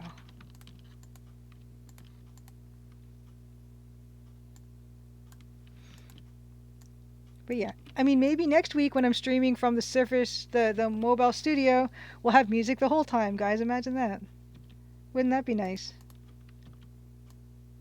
So already we can see how maybe having an upgrade would really benefit the stream. Amberzine, good to see you. Sting1 underscore JP, good to see you guys. Welcome, welcome. Yeah, we're just muddling our way through this piece that is eventually going to be something we put in the game. I don't know what form that will take because we seem to be having a lot of trouble with it. But it'll get there eventually. And I guarantee it won't take as long as the Royal Canadian Museum shot. Royal Canadian Museum shot, there was no buckets to hide behind with that thing. We had to be legit the whole way through.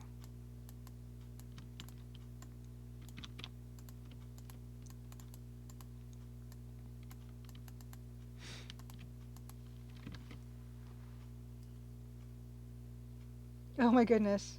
Yeah, don't let Dan anywhere near my streaming audio setup. Like, to be fair, Dan's streaming audio setup is a little bit more involved than what I'm doing. But yeah. I think he'd be okay with me saying that he's a huge nerd, and so as a nerd he likes to just make things better and better and better and add features. And I'm super not that way. I just want something to work and be as simple as possible. But I'm glad Dan is like that because it means that everything he does is going to get better and better over time, and I won't.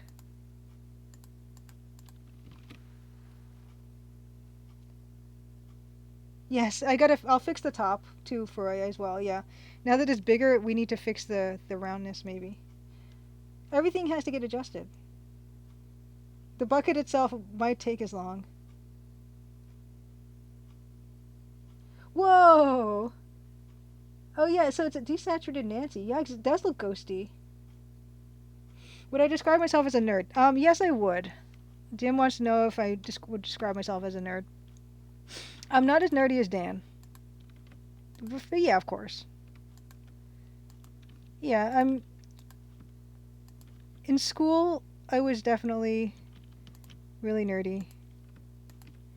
And, making games, I don't know about making games is nerdy anymore. But, I don't know. I don't even know if can you be an adult nerd or you just have interests? I actually don't know. And Furry, you're right. I did get a new computer. But I mean, yeah, I don't know. Like, I like the traditionally nerdy stuff, I guess. Like, I like science fiction and fantasy, computer games, which is not really nerdy anymore, I guess.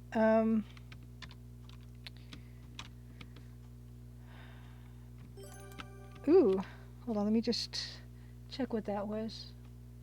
Big me. Phantom Fellows! Oh my goodness, thank you for the subscription. Thank you, thank you. And no, have a lovely night. Good luck with the Phantom Fellows game. I love the way the art looks. I did not know you were as good with that stuff as you are. You've been hiding that, so I'm glad to see it. I'm glad to see it. And best of luck to you and Rick.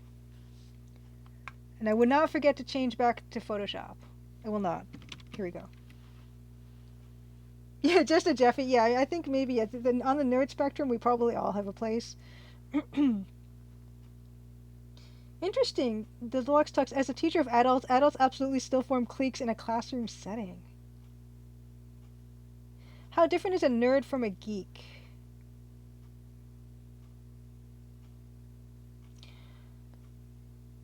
I don't know. I don't think there is a cut and dry explanation or a distinction. See you next stream, Phantom Fellows. And I hope maybe eventually you and Rick will stream some of your stuff. Thanks for hanging out. It was always good to see you.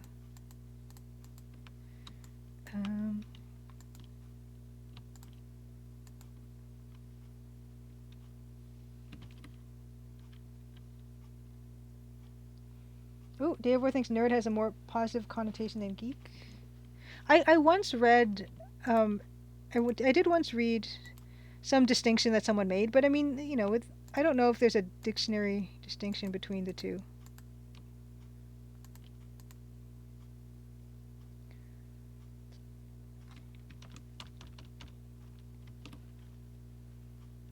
Grr.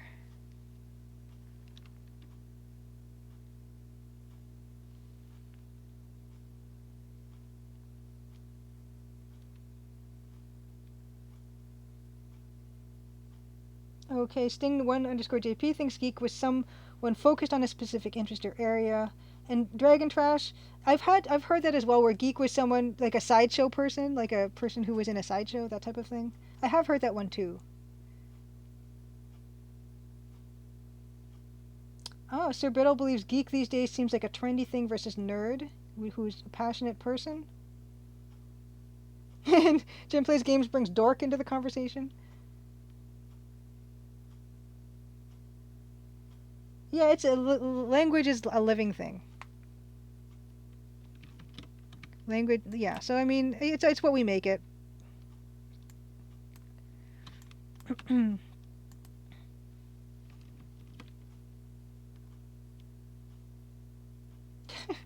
Just a Jeffy, maybe caring about the difference makes you more one than the other.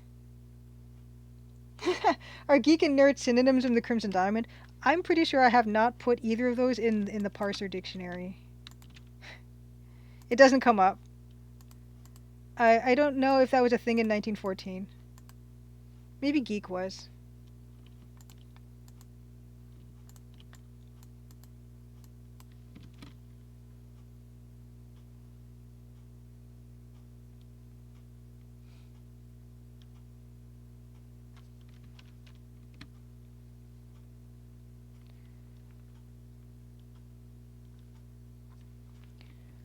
Okay, that's not looking that bad.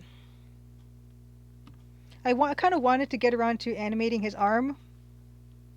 I don't know if we're going to get to it. I don't know if we're going to get to it. It doesn't look like we're going to. Although I kind of...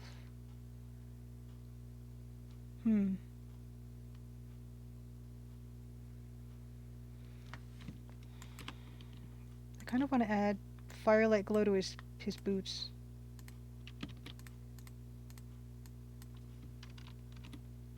Yeah. Yeah.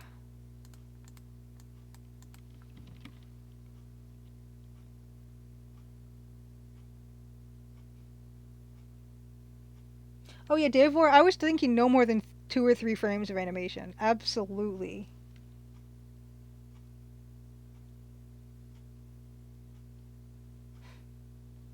Yeah, Deluxe, yeah, I mean, most of my animations are pretty short. Although occasionally I'll have one that is like 40 frames, but that's really an exception.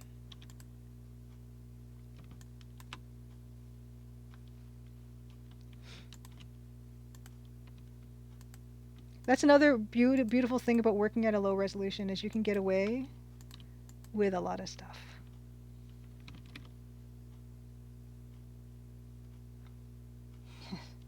Speaking of geeks, that's very apropos. Nightbot has the Geek's Guide to the Galaxy link for the Wired.com's podcast.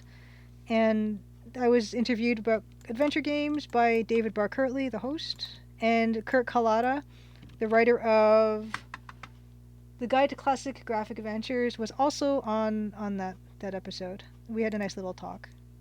So, highly recommend checking that out.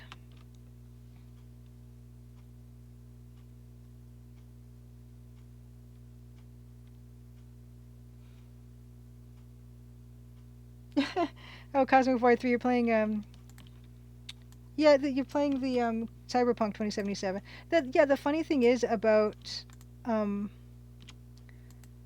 when you get something really realistic, there's so much work that has to be done to kind of make it be lively and stuff. But if you have something that's low resolution or cartoony and everything, it can be easier to be expressive. And in a way, it can weirdly look more emotive than something that almost but not quite passes as a person. I get it. Yeah. Realism is overrated, Baholton. I agree. And I do love low-res animation. Yeah, and Kenny Valley, exactly. Jim Plays Games. It's... Although I'm thinking that The bucket is not convincing me. I'm not convinced. Maybe I need to move this a little bit.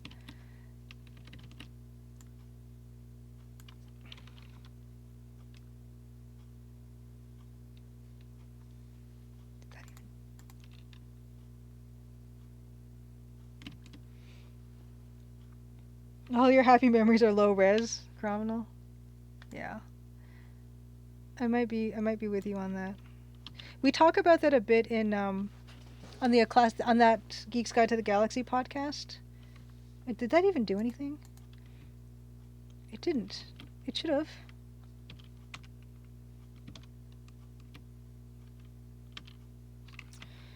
About how just when I kind of lost interest in adventure games. And my interest kind of started tapering off when they went into full motion video and 3D. And I believe the host, David, he kind of agreed with me on that, where kind of lost interest in that same time, where full motion video and 3D were considered technological leaps forward, but aesthetically they were kind of not.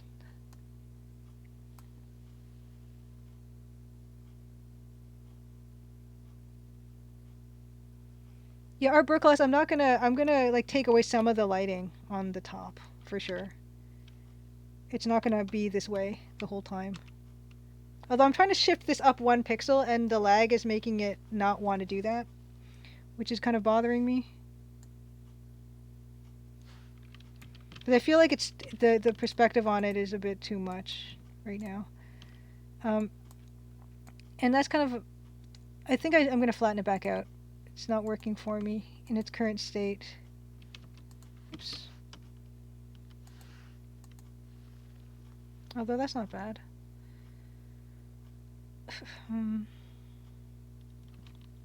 Yeah, I just wanted to kind of get the shape of it and then pull it back a little from what I have here. Yeah, Jim plays games. I agree that Grim Fandango, I think it was pretty smart about dealing with the limitations of the 3D technology at the time. But yeah, I don't really care for much else besides that.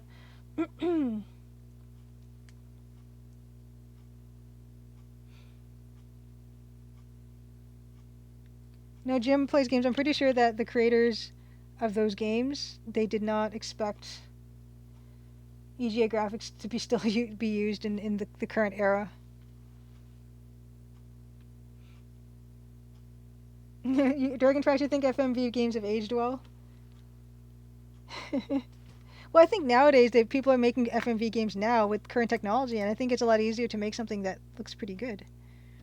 Yeah, I'm gonna work on the bucket. We're not gonna make the whole thing is not gonna be yellow for sure. You guys are very concerned about the bucket, so we're gonna fix this. I appreciate the concern of the bucket, so we're gonna work on that. Tex Murphy 3.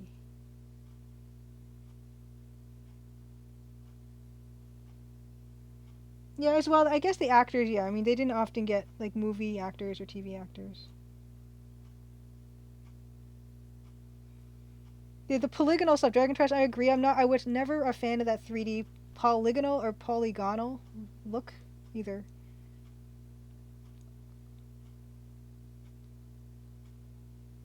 The only one I do like was Grim Fandango because they were so smart about it. Like I mentioned.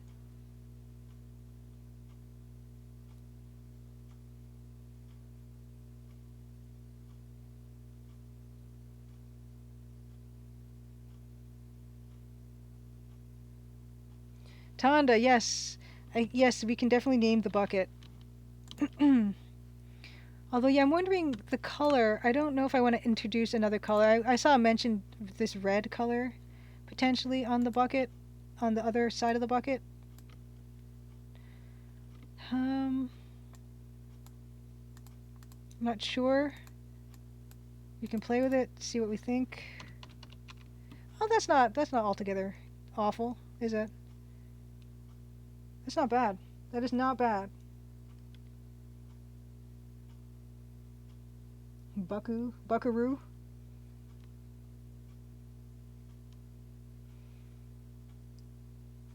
Even the stuff that they were trying to do with King's Quest 7 where they kind of wanted it to look like classical like Disney animation. I don't think a lot of people were big on that either. Also because it made our computers just chug. So there's a so I agree that a lot of my favorite gaming memories are low resolution. Kind of works. Yeah, Blahalson kind of works. Can you do what you did to the lower room to the upper two? Yeah.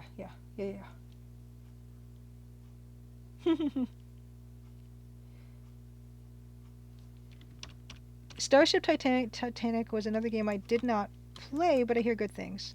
I almost want to have more of that red color somewhere else on the bucket, but I don't know where.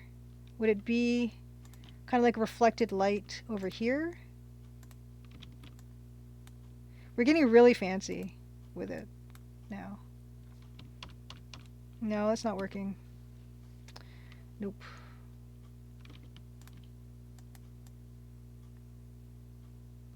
But I do want it to show up elsewhere on the bucket. Maybe on the handle. First I gotta fix the handle.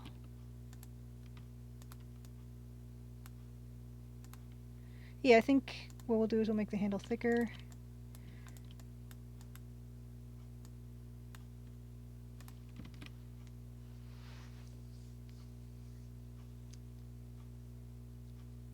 The yellow side, there could be some red. I agree, Blaholton. I think that's a good point. Yeah, also full throttle backgrounds were interesting too, the way they did that.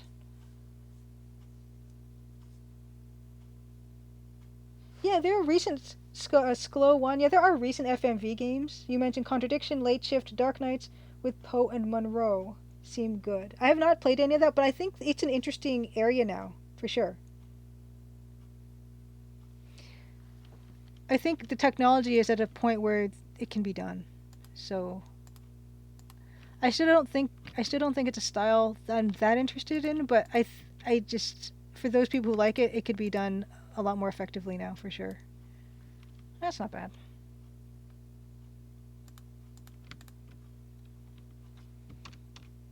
Nope. That's not bad.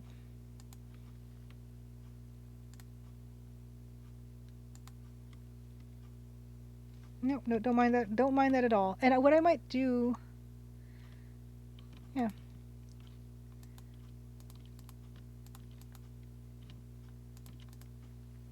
And what I'll do is the transition along this handle. I will start working that maybe.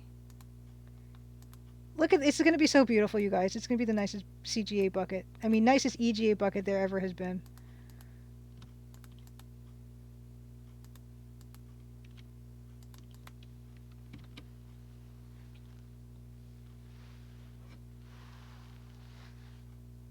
Our seventh guest, Deivor, you believe that you convinced you that FMV could be done well?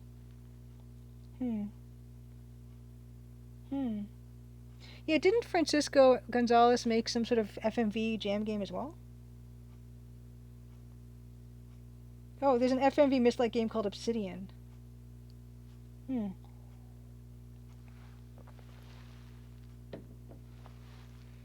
Yeah, the bucket is gonna be just okay. The bucket's gonna.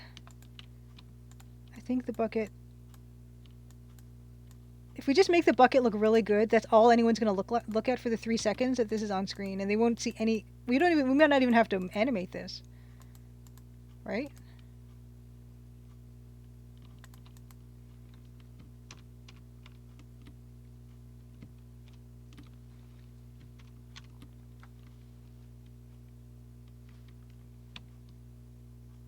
It'll become a focal point. Yeah, we're gonna.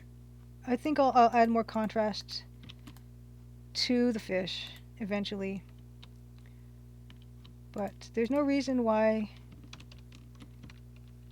We can't really make the bucket just look good, and then working on this, have that be a kind of a cue for the rest of it. I don't know, visually. Oh, that shadow's not working. Yeah, I don't know how people work at a higher resolution than this, because look how long this is taking.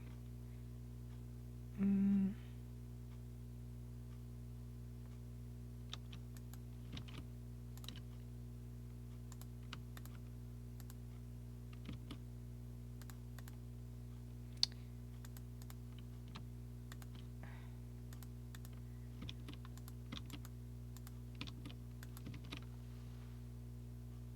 Yes, the game the Lux talks was called Long Distance Coughing.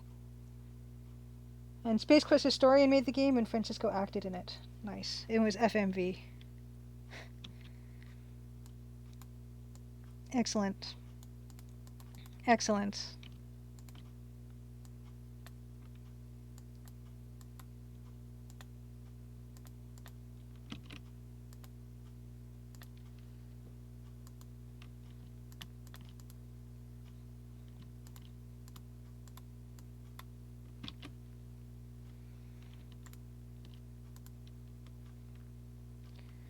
And yeah, I'm just cheating and adding the bucket lines elsewhere in a place where they're going to give us the most chance at showcasing the gorgeous dimensionality of our bucket, right?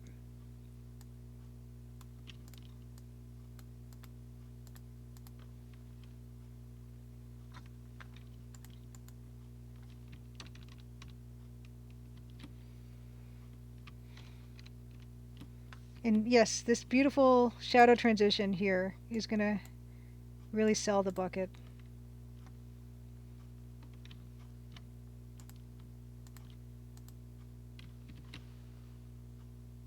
My resolution 320 by 200 is already pretty high. High? Carandia was 320 by 200. Yeah, I gotta break up this gray with just some more visual interest. Blauholzen, you'd buy this bucket?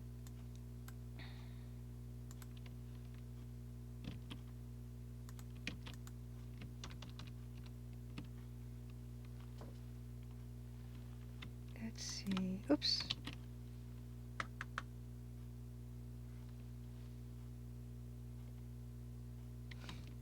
Bucket DLC.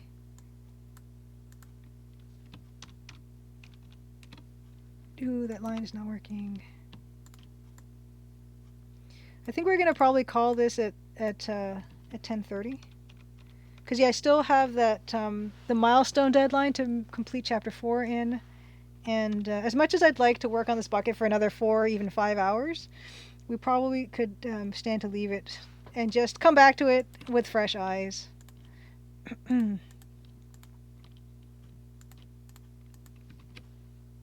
Looks cozy. Thank you, Sir Biddle.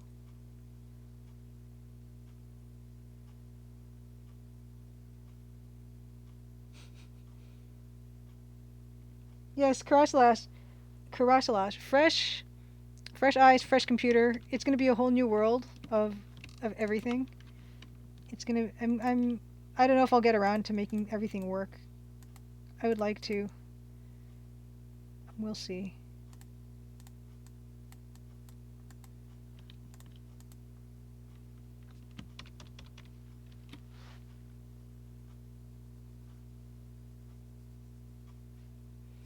Fewer distractions, just a Jeffrey. No, you know what?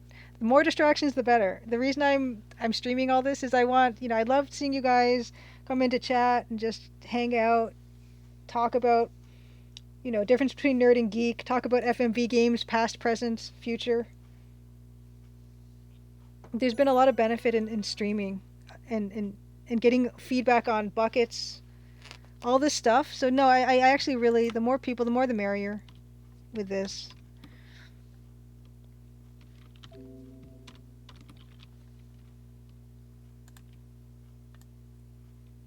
This is where the layer discipline is just breaking down. You can see.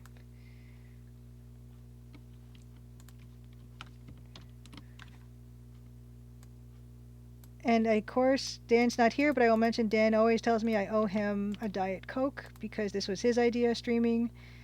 And I never would have. I never imagined that I'd ever do it, and I find it to be a lot of fun.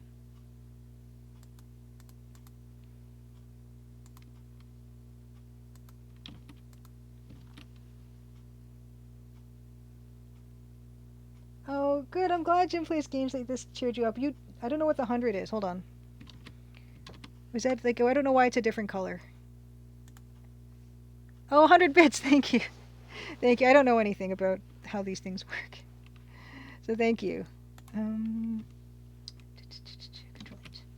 I'm glad. I'm glad. I'm glad. It cheers me up. So if to hear that it cheers, it can cheer you up too. That's awesome. Bucky the Bucket.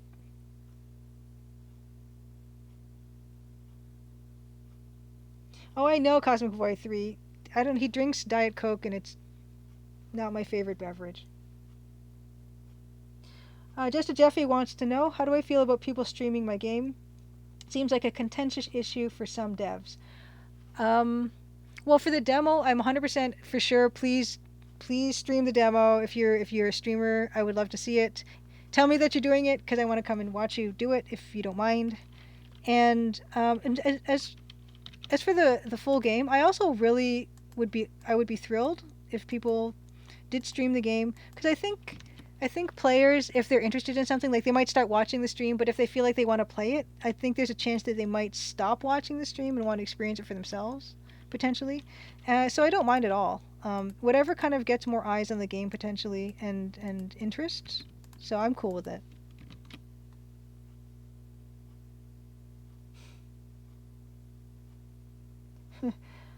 Spin-off platform game Bucky the Bucket. There's a little mini game of buckets. Oh, good. I'm glad about Hudson. Thank you. Thank you for saying that. It's always a nice time. And thank you, Sir Biddle, if it's interesting.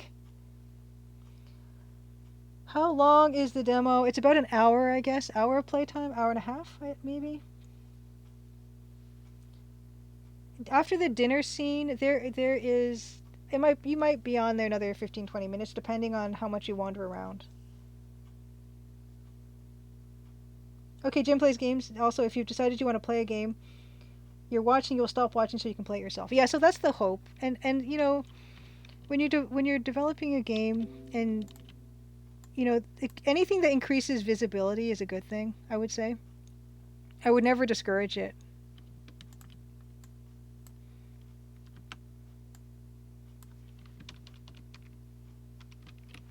Yeah, I'm gonna need a reference for these boots because they look like brown socks right now. But that'll have to be a battle for another day.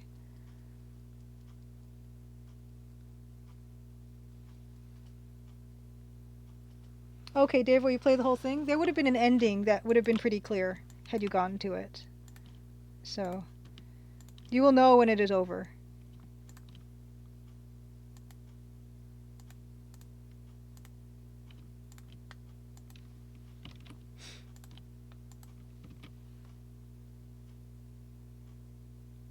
Have I heard of EwoCon? I've not heard of that one. Please tell me about it.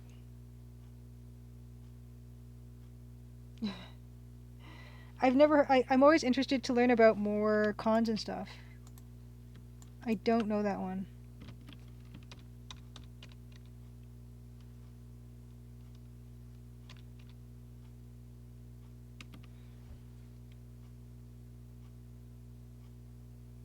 Hmm. You will know when it's over. Oh, digital convention for indie games on Steam.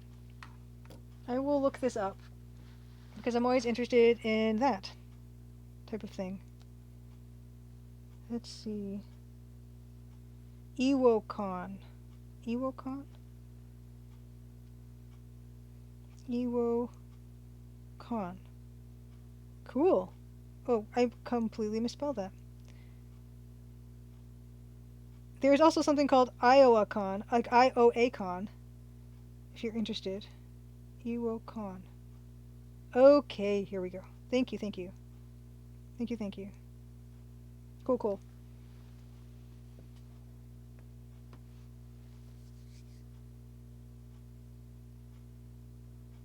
EwokCon, Ewo, IWO Con? It's called Indie World Order Con, I believe, is what the thing said.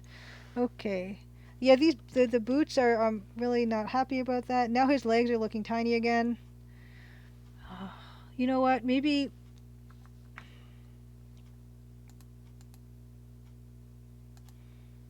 Maybe we just to shrink. We need to shrink him down again. That might be what we do. Why is this so difficult? It's kind of getting to me.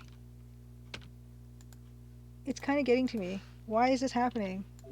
Why is this happening? Why? Why?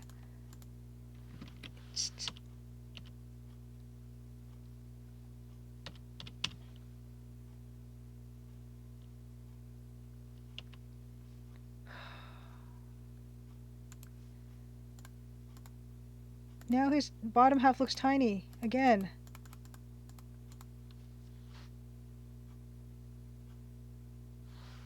Yes, I think that is a good piece of advice. Ooh, I already like it more. You see that? Oh no. And I need to make his... We made him bigger, we're gonna make him smaller again?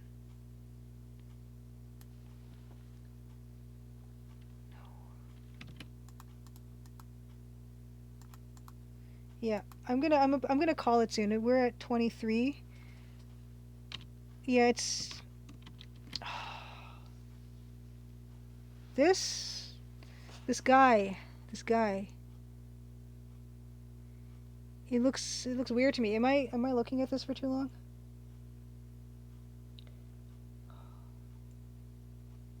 Fresh eyes.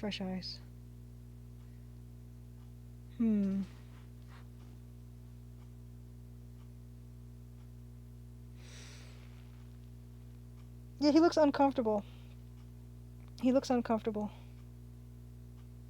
I think his leg has to be on either side of the bucket. Yeah, his leg has to be like the closest leg to us. It has to be angled better because it's not reading well as it is. Oh my goodness. Yeah, I think that's part of the issue here.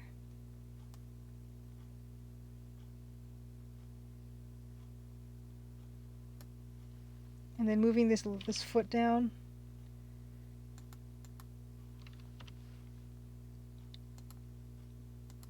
I agree. The right arm is too... Which... His right arm... Oh yeah, the back arm? Over the treetops? Bucket is too close. Bucket may be too close. Shift leg, other side. Bucket can go a bit further. Would I want pointers in the form of a sketch? Very, very conceivably, yes. I would. Oh no. I would, although I'm gonna leave this for now. It's not gonna do anything for a while. Because like I said, I've got some deadlines to do. Oops, you know what? So don't expect anything quick happening with this after at all. It's not going to be addressed until next week. Gah.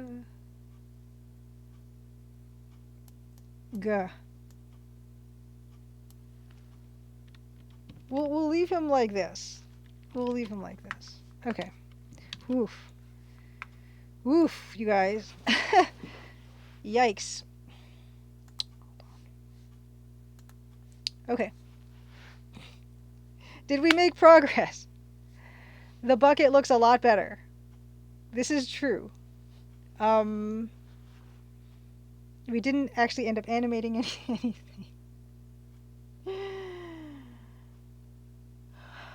Okay, as long as you guys are enjoying the process. Whew. Yeah, I don't know. Yeah, I'm not gonna... Well, fresh eyes. Everyone, we're gonna take 7 days to think about the bucket and the legs. Bucket Tuesday. Yeah. We're gonna come back to this, and it's gonna be solved in minutes. I'm sure. Oh, okay. So speaking of, yeah, next week is another art stream. Yes. And so we're gonna have more bucket and more leg, and maybe we'll work on a fish or something. uh, Thank you guys for coming. So, oh, we have to look at someone to raid. We need to find someone to raid. Give me a second. Yeah, Dan is busy doing Dan things. Um, so he can't do next week, but I will be back. Sir Biddle, thank you for coming. Thank you for watching the struggle. Okay, let's see who we're gonna raid.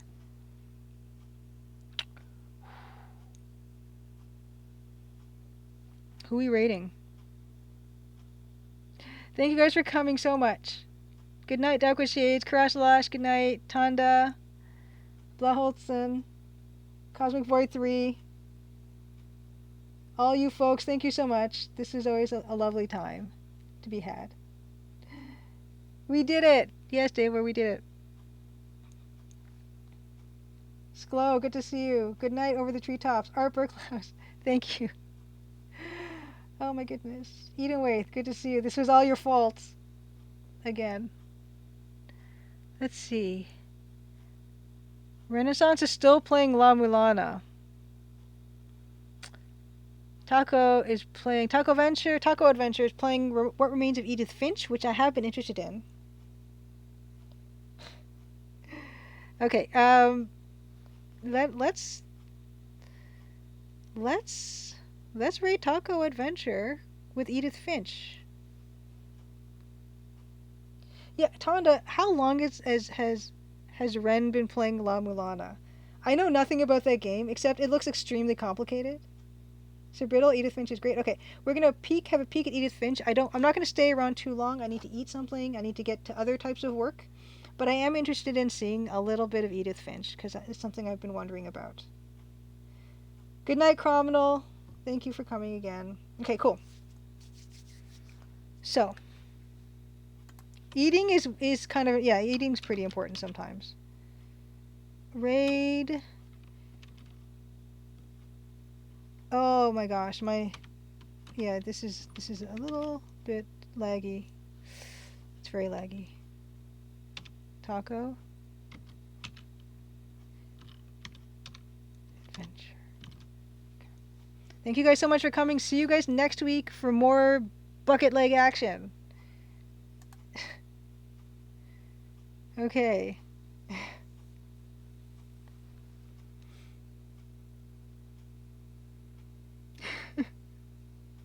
Woo buckets. Yes, woo legs. Okay. Okay, I think we've gotten everyone. So, have a good night. This was nice as always. Woo legs. Thank you. Okay. Oh dear.